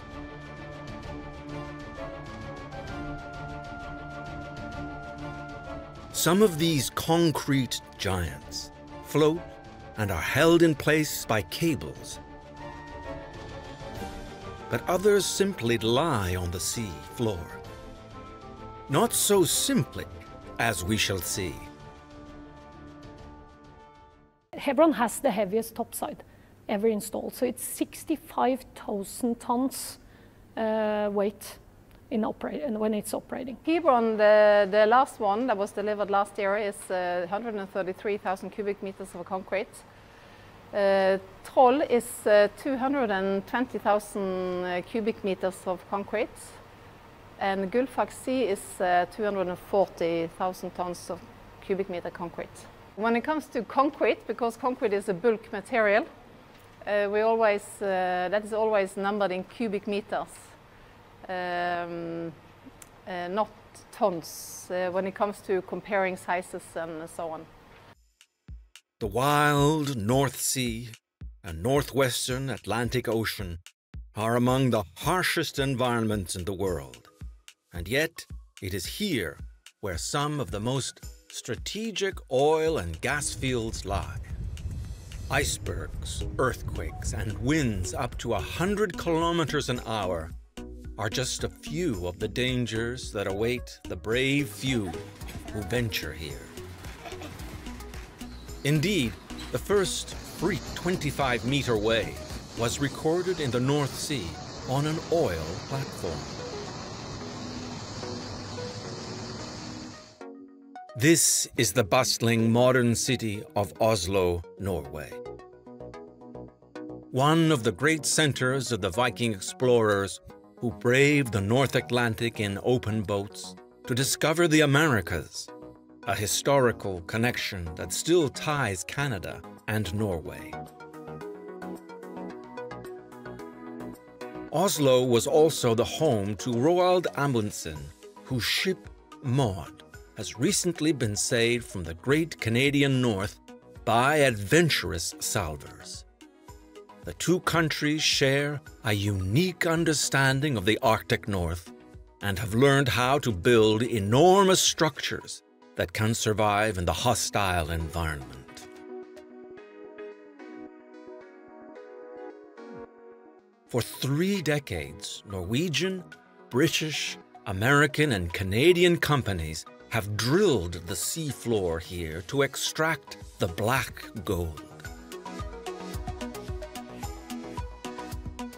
At the heart of the operations was Kvaerner, one of Norway's most experienced oil platform design companies. Kvaerner's story starts in the mountains near Oslo more than 150 years ago, when water mills provided essential energy for manufacturing. With the Industrial Revolution, Kvaerner and their competitor at the time, Aker, began building ships, turbines, stoves, and tools to supply Norway's industrial development. When the North Sea oil fields were discovered at the end of the 1970s, both companies started building oil platforms. They specialized in a type of oil platform called a condi, a concrete platform that sits on the bottom of the sea, using gravity alone to stay upright.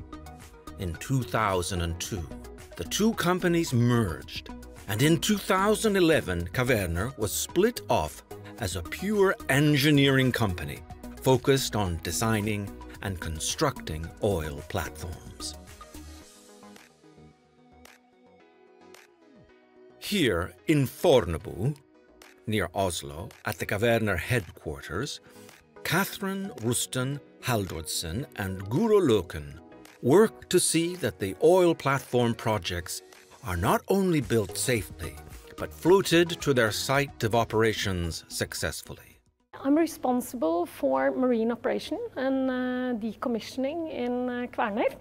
So when I joined the company back in 1996, we had just finished towing out the Troll A platform, which is often referred to as the 8 wonders of the world. So I thought that was just amazing for me as a young engineer coming, seeing this operation. And for Troll A, as you might know, it's 472 meters tall. So if you compare that with the Empire State Building, that's huge. The Empire State Building is 442 meters. So for me, Kvaerner was a company that built and installed the most fantastic platforms. I must say that the worst thing that ever happens is if people get hurt. We want our people to go home safe from work every day. The engineers and designers at Kvaerner must be confident that no matter how big of a structure they build, they know it will float and survive even the most challenging weather conditions. The reason why a concrete platform floats is actually that the uplift and the weight is equal, and then we get it to a floating position. You might know about Archimedes' law, and that's the basis for all of this. Basically, when Archimedes put himself into a bathtub, he saw that the displaced water was the same amount of as his weight, basically.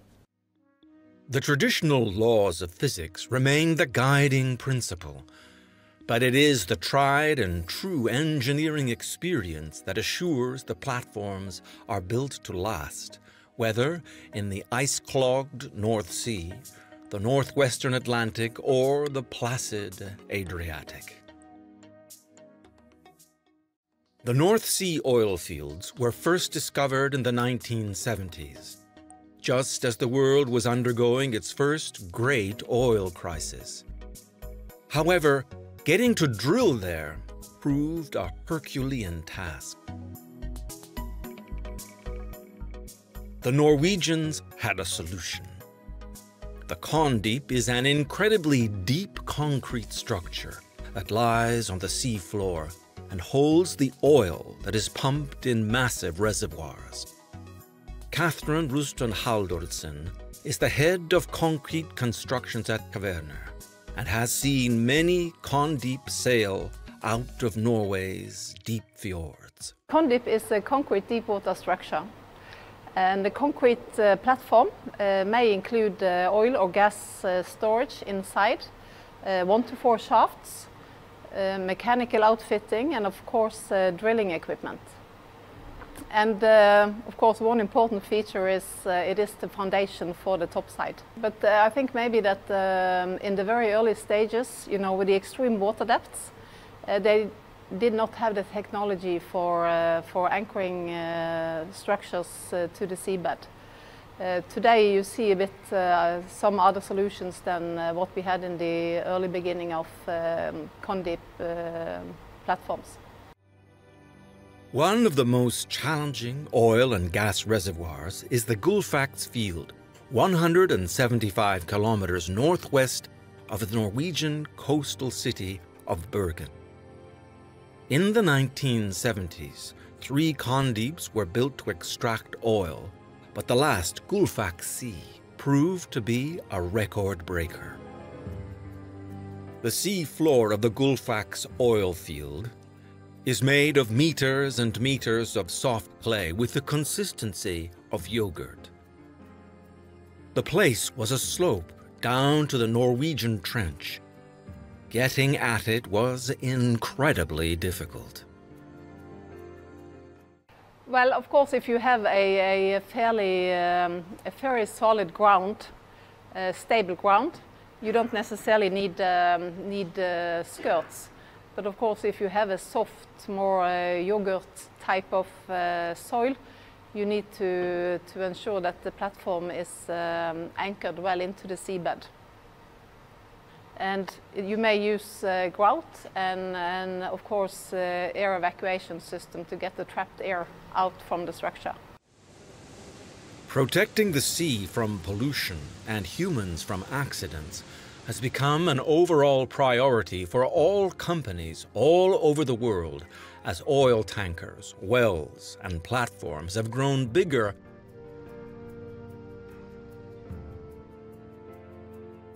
It's now clear the explosion that ripped a North Sea platform apart was the world's worst oil field disaster. A task force of naval and civilian ships is still searching 700 square miles of sea around the Piper Alpha platform tonight. Exxon Valdez, gouged by a reef, more than 8.5 million gallons poured into Prince William Sound, a prime fishing and recreation area. Frantic efforts underway right now to try to prevent an environmental nightmare along the U.S. Gulf Coast. Construction techniques in the North Sea and open Atlantic today build on experience from the past to keep workers and the environment safe from such hazards. Platform moves are meticulously planned in simulation centers, for example, and there have been advancements in the core materials such as concrete so it holds up in harsh ocean conditions.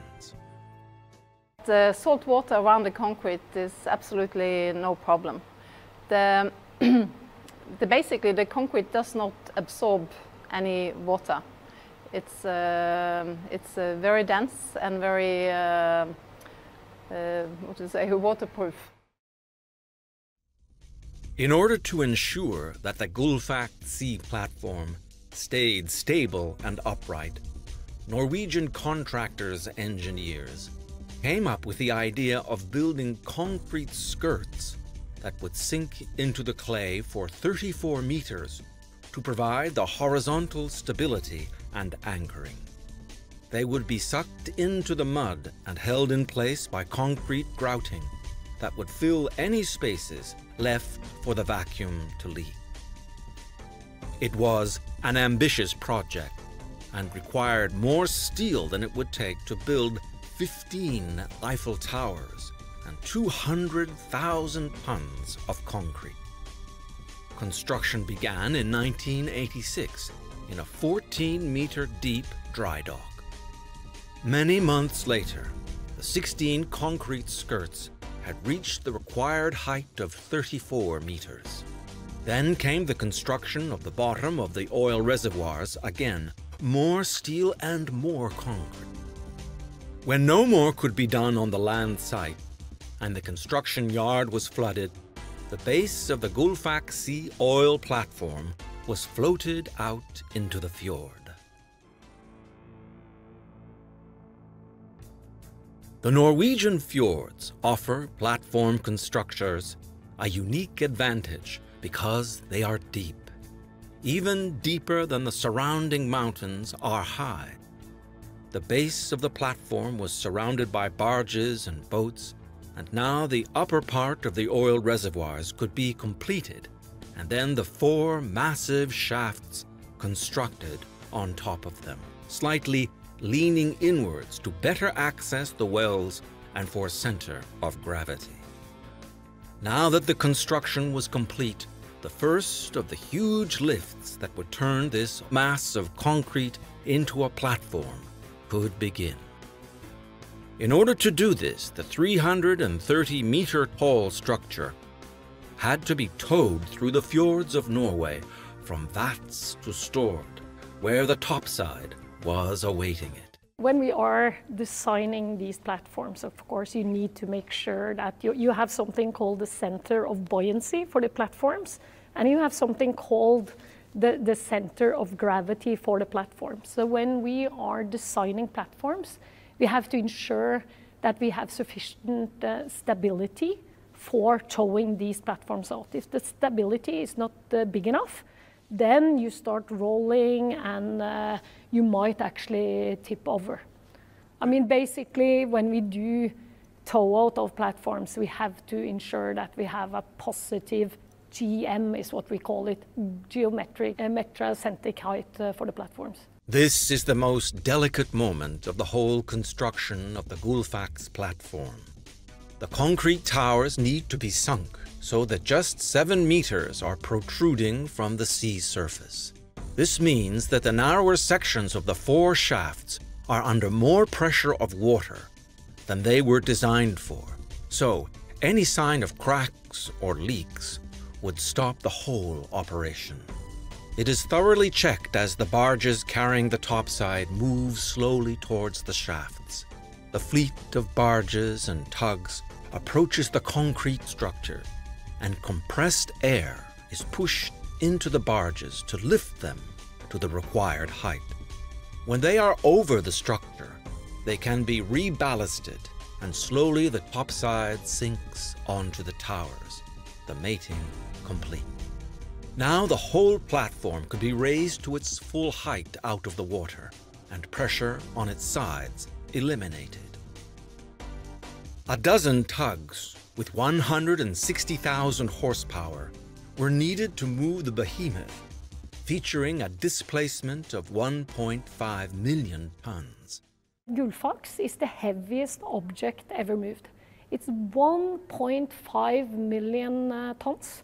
So if you have 1.35 million mini beetles, that is what you're actually towing out. And you can imagine doing that with 12 vessels, maneuvering these through the narrow channels is a fantastic sight. You also have to remember that when you have 1.5 million tons moving, it's not that easy to stop it. So that's why we have to do it slow and in a controlled manner. The Gullfaks sea platform was towed slowly through the fjord out to sea by tugs. On the 8th of May, 1989, it arrived on site despite heavy seas. Oil pipes had already been laid to other platforms in the field, so it had to be positioned perfectly. Water was used to ballast the skirts evenly. Slowly, suction devices pushed the skirts more than 20 meters into the clay. Any gaps were filled with concrete to keep the vacuum perfect.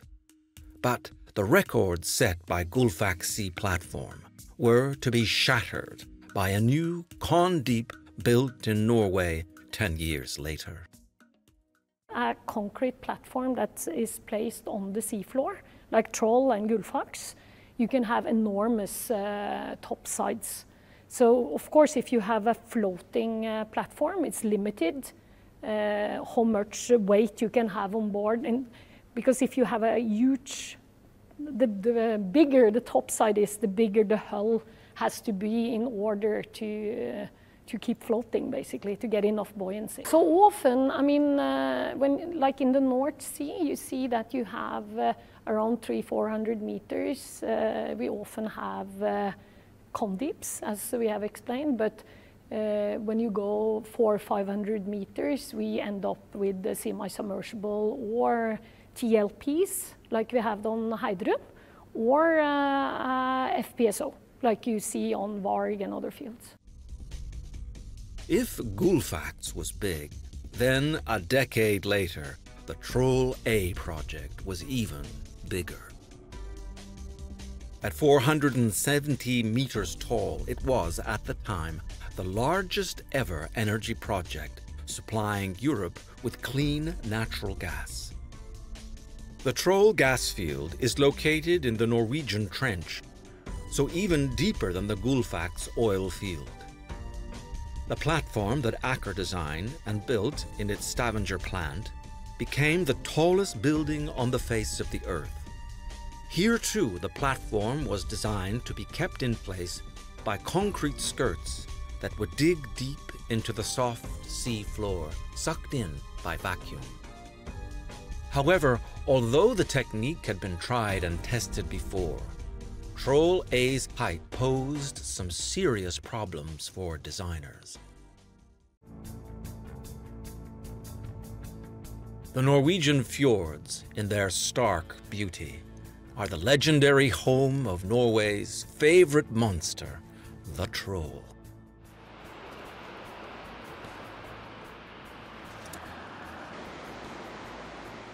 The name of the deepest and most dangerous natural gas field, therefore, seemed appropriate. And the monster that Aker, Kvaerner's sister company, built fits the description. It was designed to resist the highest waves, the worst storms, and even earthquakes.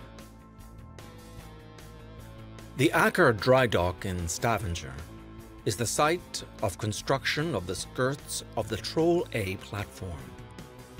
Now came the time for the very first of the towage operations that made the construction of Troll A and its positioning on the sea floor such a spectacular event. The dry dock was flooded and the huge concrete structure began to float. It was towed out to the adjacent fjord to be continued.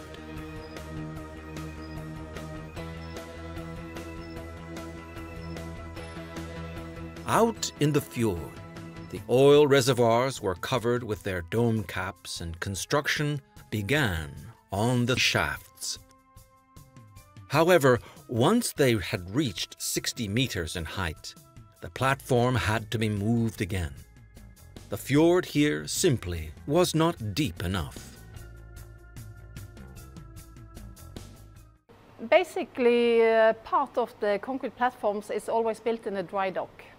And depending on the total height of the structure, it could be completed in the dry dock, but very often we have done the first part.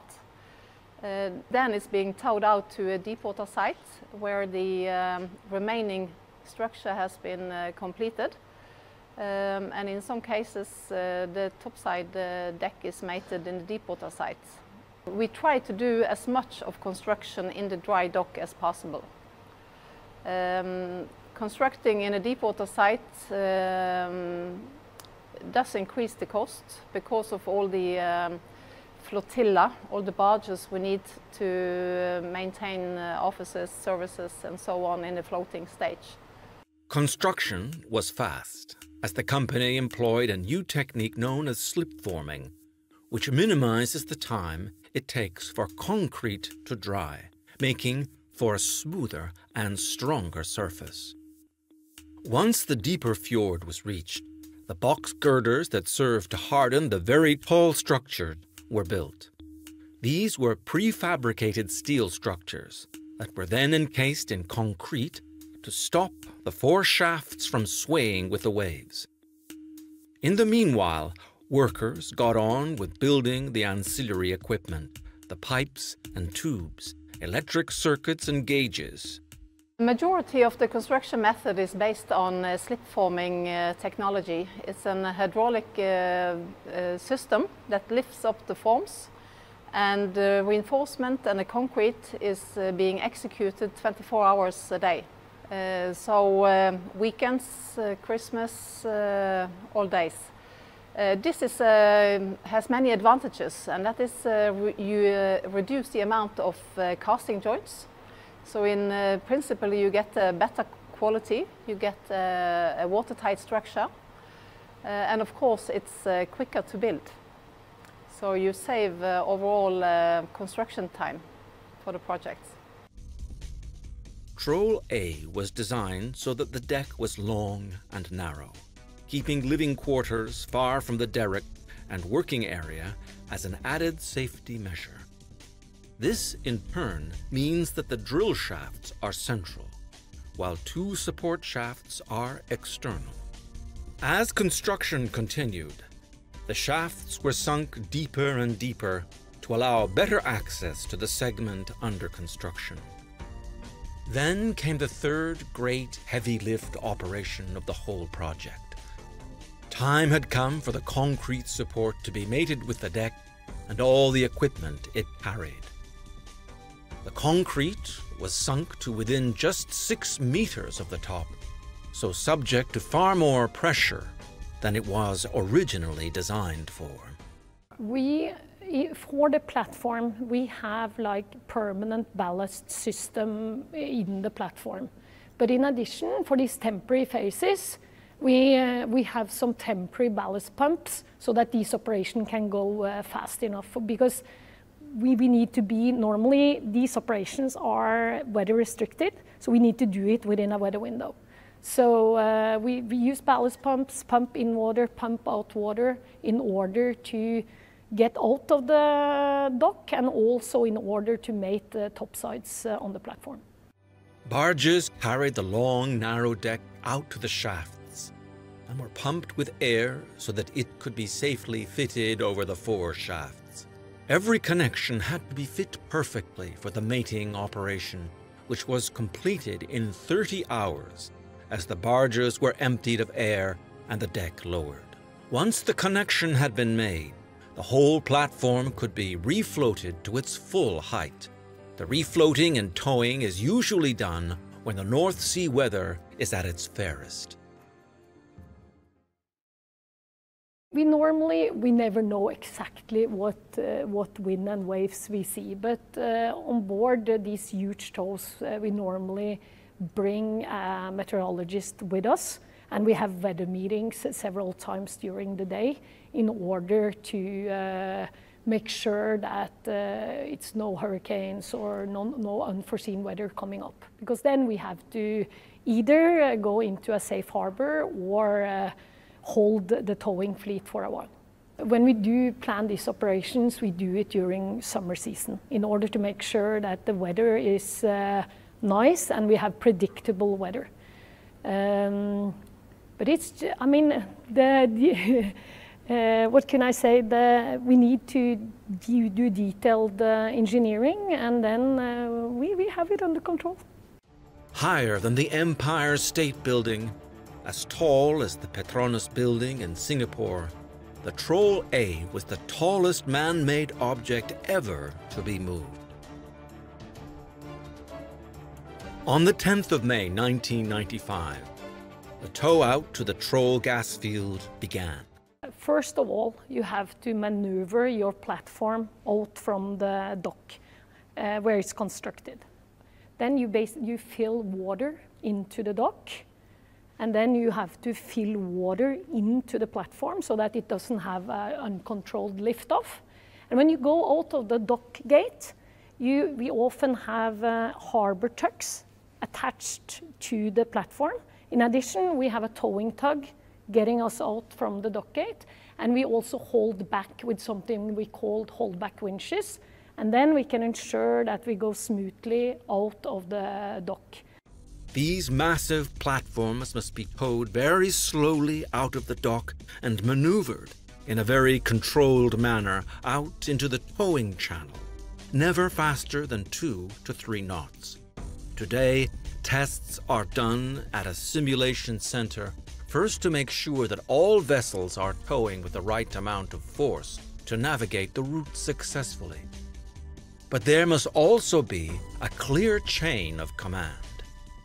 So when we have decided what vessels we're going to use for the tow, we invite the captains, and also we always have a tow master. He's kind of the, if you're in the military, you have to have one guy that's in charge of the tow. So he's in charge of the tow and he's giving orders. So what we do is to rehearse the full operations, both the inshore tow and the offshore tow, with all the involved parties, so that we make sure that every small, like you asked, if we're going through a tight corner, we need to make sure that that vessel pulls in the right amount of force.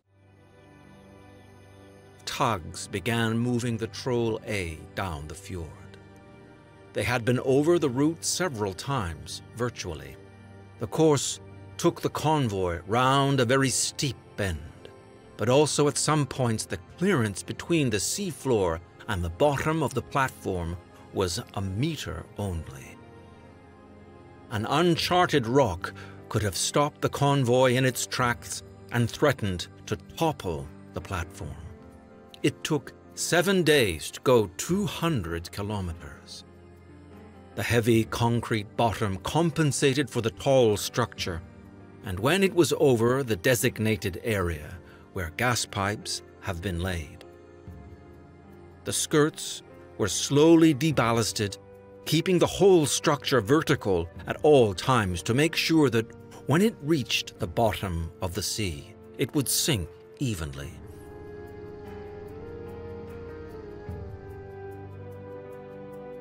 In 1996, when it began operating, the platform set the Guinness World Record for the largest offshore gas platform. Troll was designed for 70 years lifetime, which is extremely long. But of course the design principles and construction methods are similar. But of course continuous improvement and development of both design and method is very important to adapt to new standards and codes today. A few years later, Aker and Kværner merged, and their engineering expertise was recognized the world over. In recent years, Kværner has worked on a number of mega projects that have shown that Norwegian know-how in maritime and hydrocarbon affairs is second to none.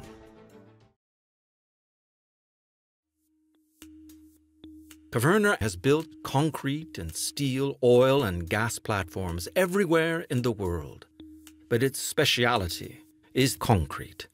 Here on the Adriatic coast lies one of the most recent projects, specially designed to be low on the horizon and invisible from Venice. One of the benefits with Adriatic LNG is you have established a fake island away from the shoreline, so it basically does not disturb the people and the region there. The terminal itself was built in Algeciras, southern Spain, and towed to Italy.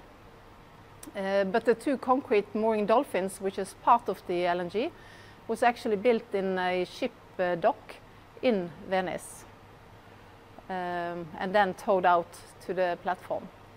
The topside was installed in Algeciras in southern Spain and then completed offshore Venice. The massive terminal is a liquid natural gas regasification plant, one of the largest in Europe, that supplies natural gas delivered by ships to the city of Venice and the industrial port of Mestre. While today's platforms may not break records like the Gullfax or Troll A, they are still marvels of engineering, and there is no shortage of demand for oil and gas extraction platforms across the globe.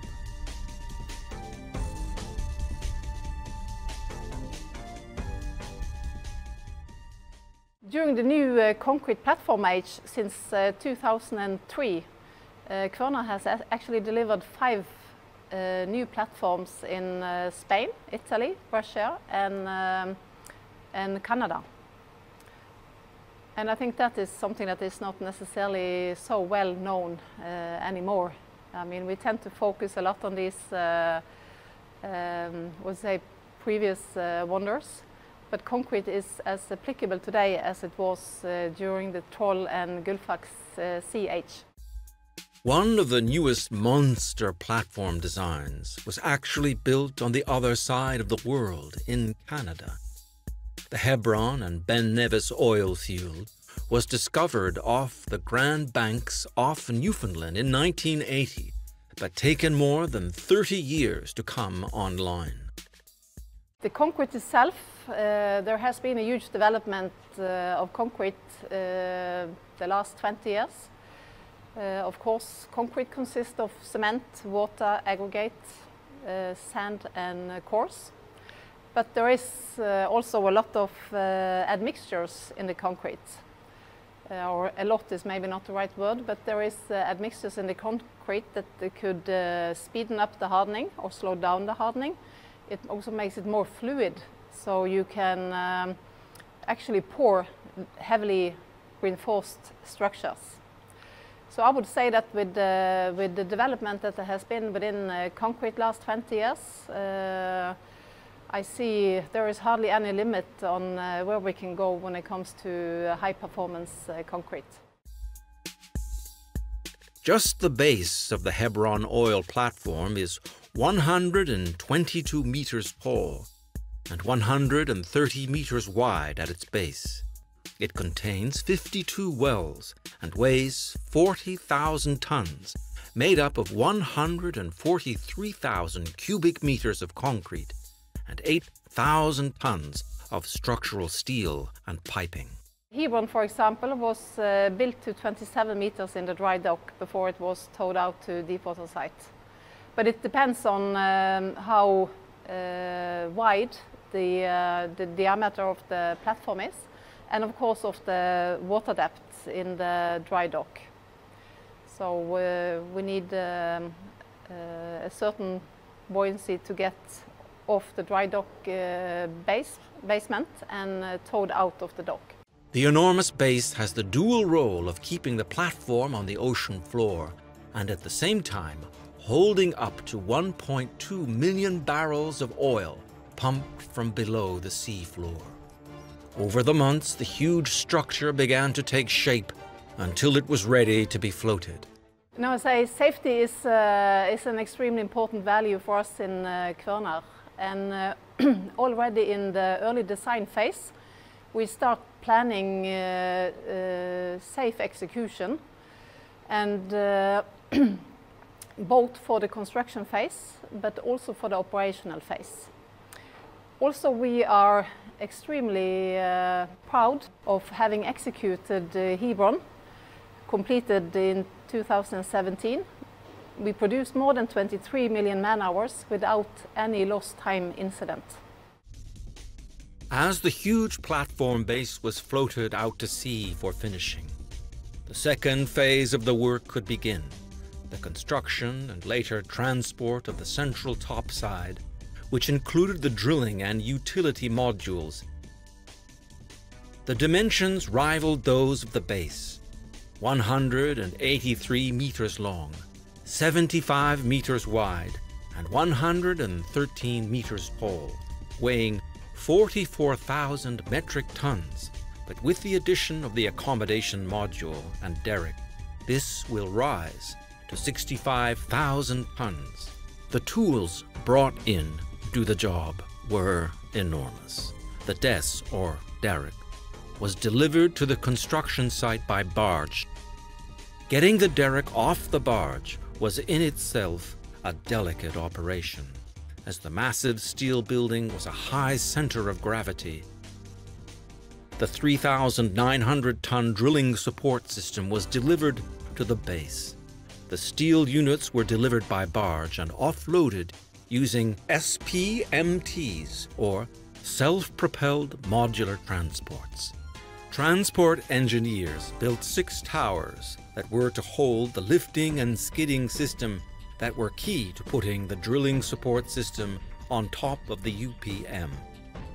16 strand jacks, each with a capacity of 750 metric tons, were mounted on the 6 lifting towers and attached to 2 35-meter girders, on which in turn held the 12 skid shoes and 2 kilometers of skid tracks that were key to the movement.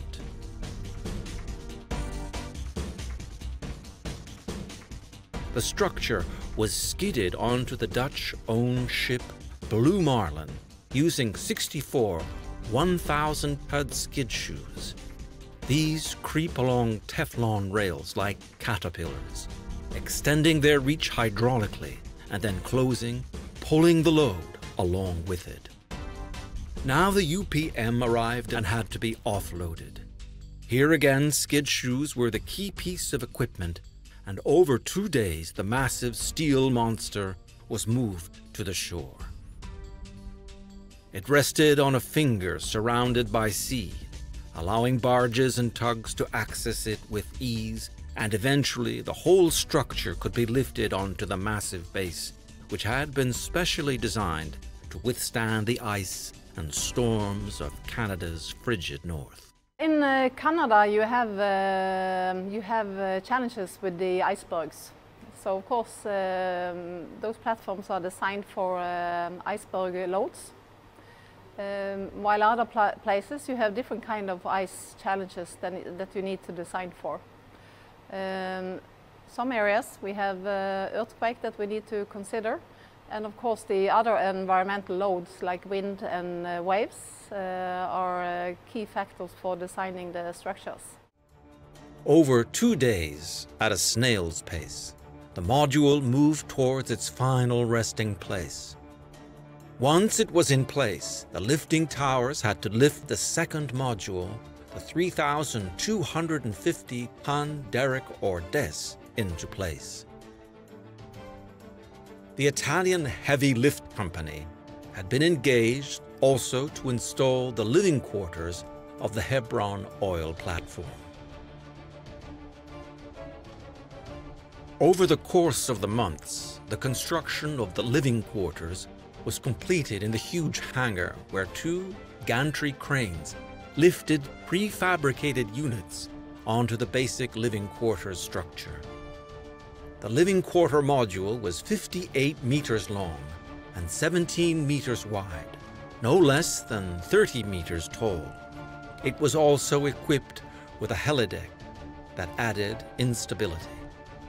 Like the DSM, it weighed 4,000 tons. Once again, the lifting towers were called into action and the strand jacks lifted their loads slowly but surely. The living quarter module was hanging from the towers, but needed to be installed at the correct height so that once floating alongside the UPM, it could be easily and swiftly installed. Fagioli built 10 support towers made of tubular steel and installed them on 12 transport beams. These were mounted astride 5 lines of SPMTs, and the whole unit was more than 40 meters high, with a center of gravity 30 meters high, and a tipping angle of just 8 degrees, an extremely unstable building. Now it had to be moved towards the barge that adjusted ballasting as it took on the weight of the living quarters. The living quarters approached the UPM. By the end of 2017, the massive utilities and processing module was ready to be once again skidded onto a massive barge. At the other end of the bay, the rest of the Hebron oil platform had been completed. Once again, the whole gravity-based structure that would one day rest on the ocean floor was sunk beneath the waves. Well, any project and concept is unique. They are custom-made. First of all, they need to adapt to the water depth where they are placed. There is oil and gas storage needs. We have environmental conditions. We have the reservoir. And there may be also linked to other systems or platforms offshore or onshore. The top side of the Hebron oil platform was floated over it and attached to the protruding central tower. Once again, the whole oil platform was refloated, ready to be towed out. Every time when I see a group of people put together, doesn't know each other from before, executing projects like this in an excellent manner, that is a big moment, yes. But of course, towing out of structures when you see the work is completed is of course also a good feeling, yes. Another sunset over the frigid north, where the demand for black gold, the precious natural resources that fuel our everyday life, buried deep beneath the sea, gives impetus to the most massive engineering on Earth.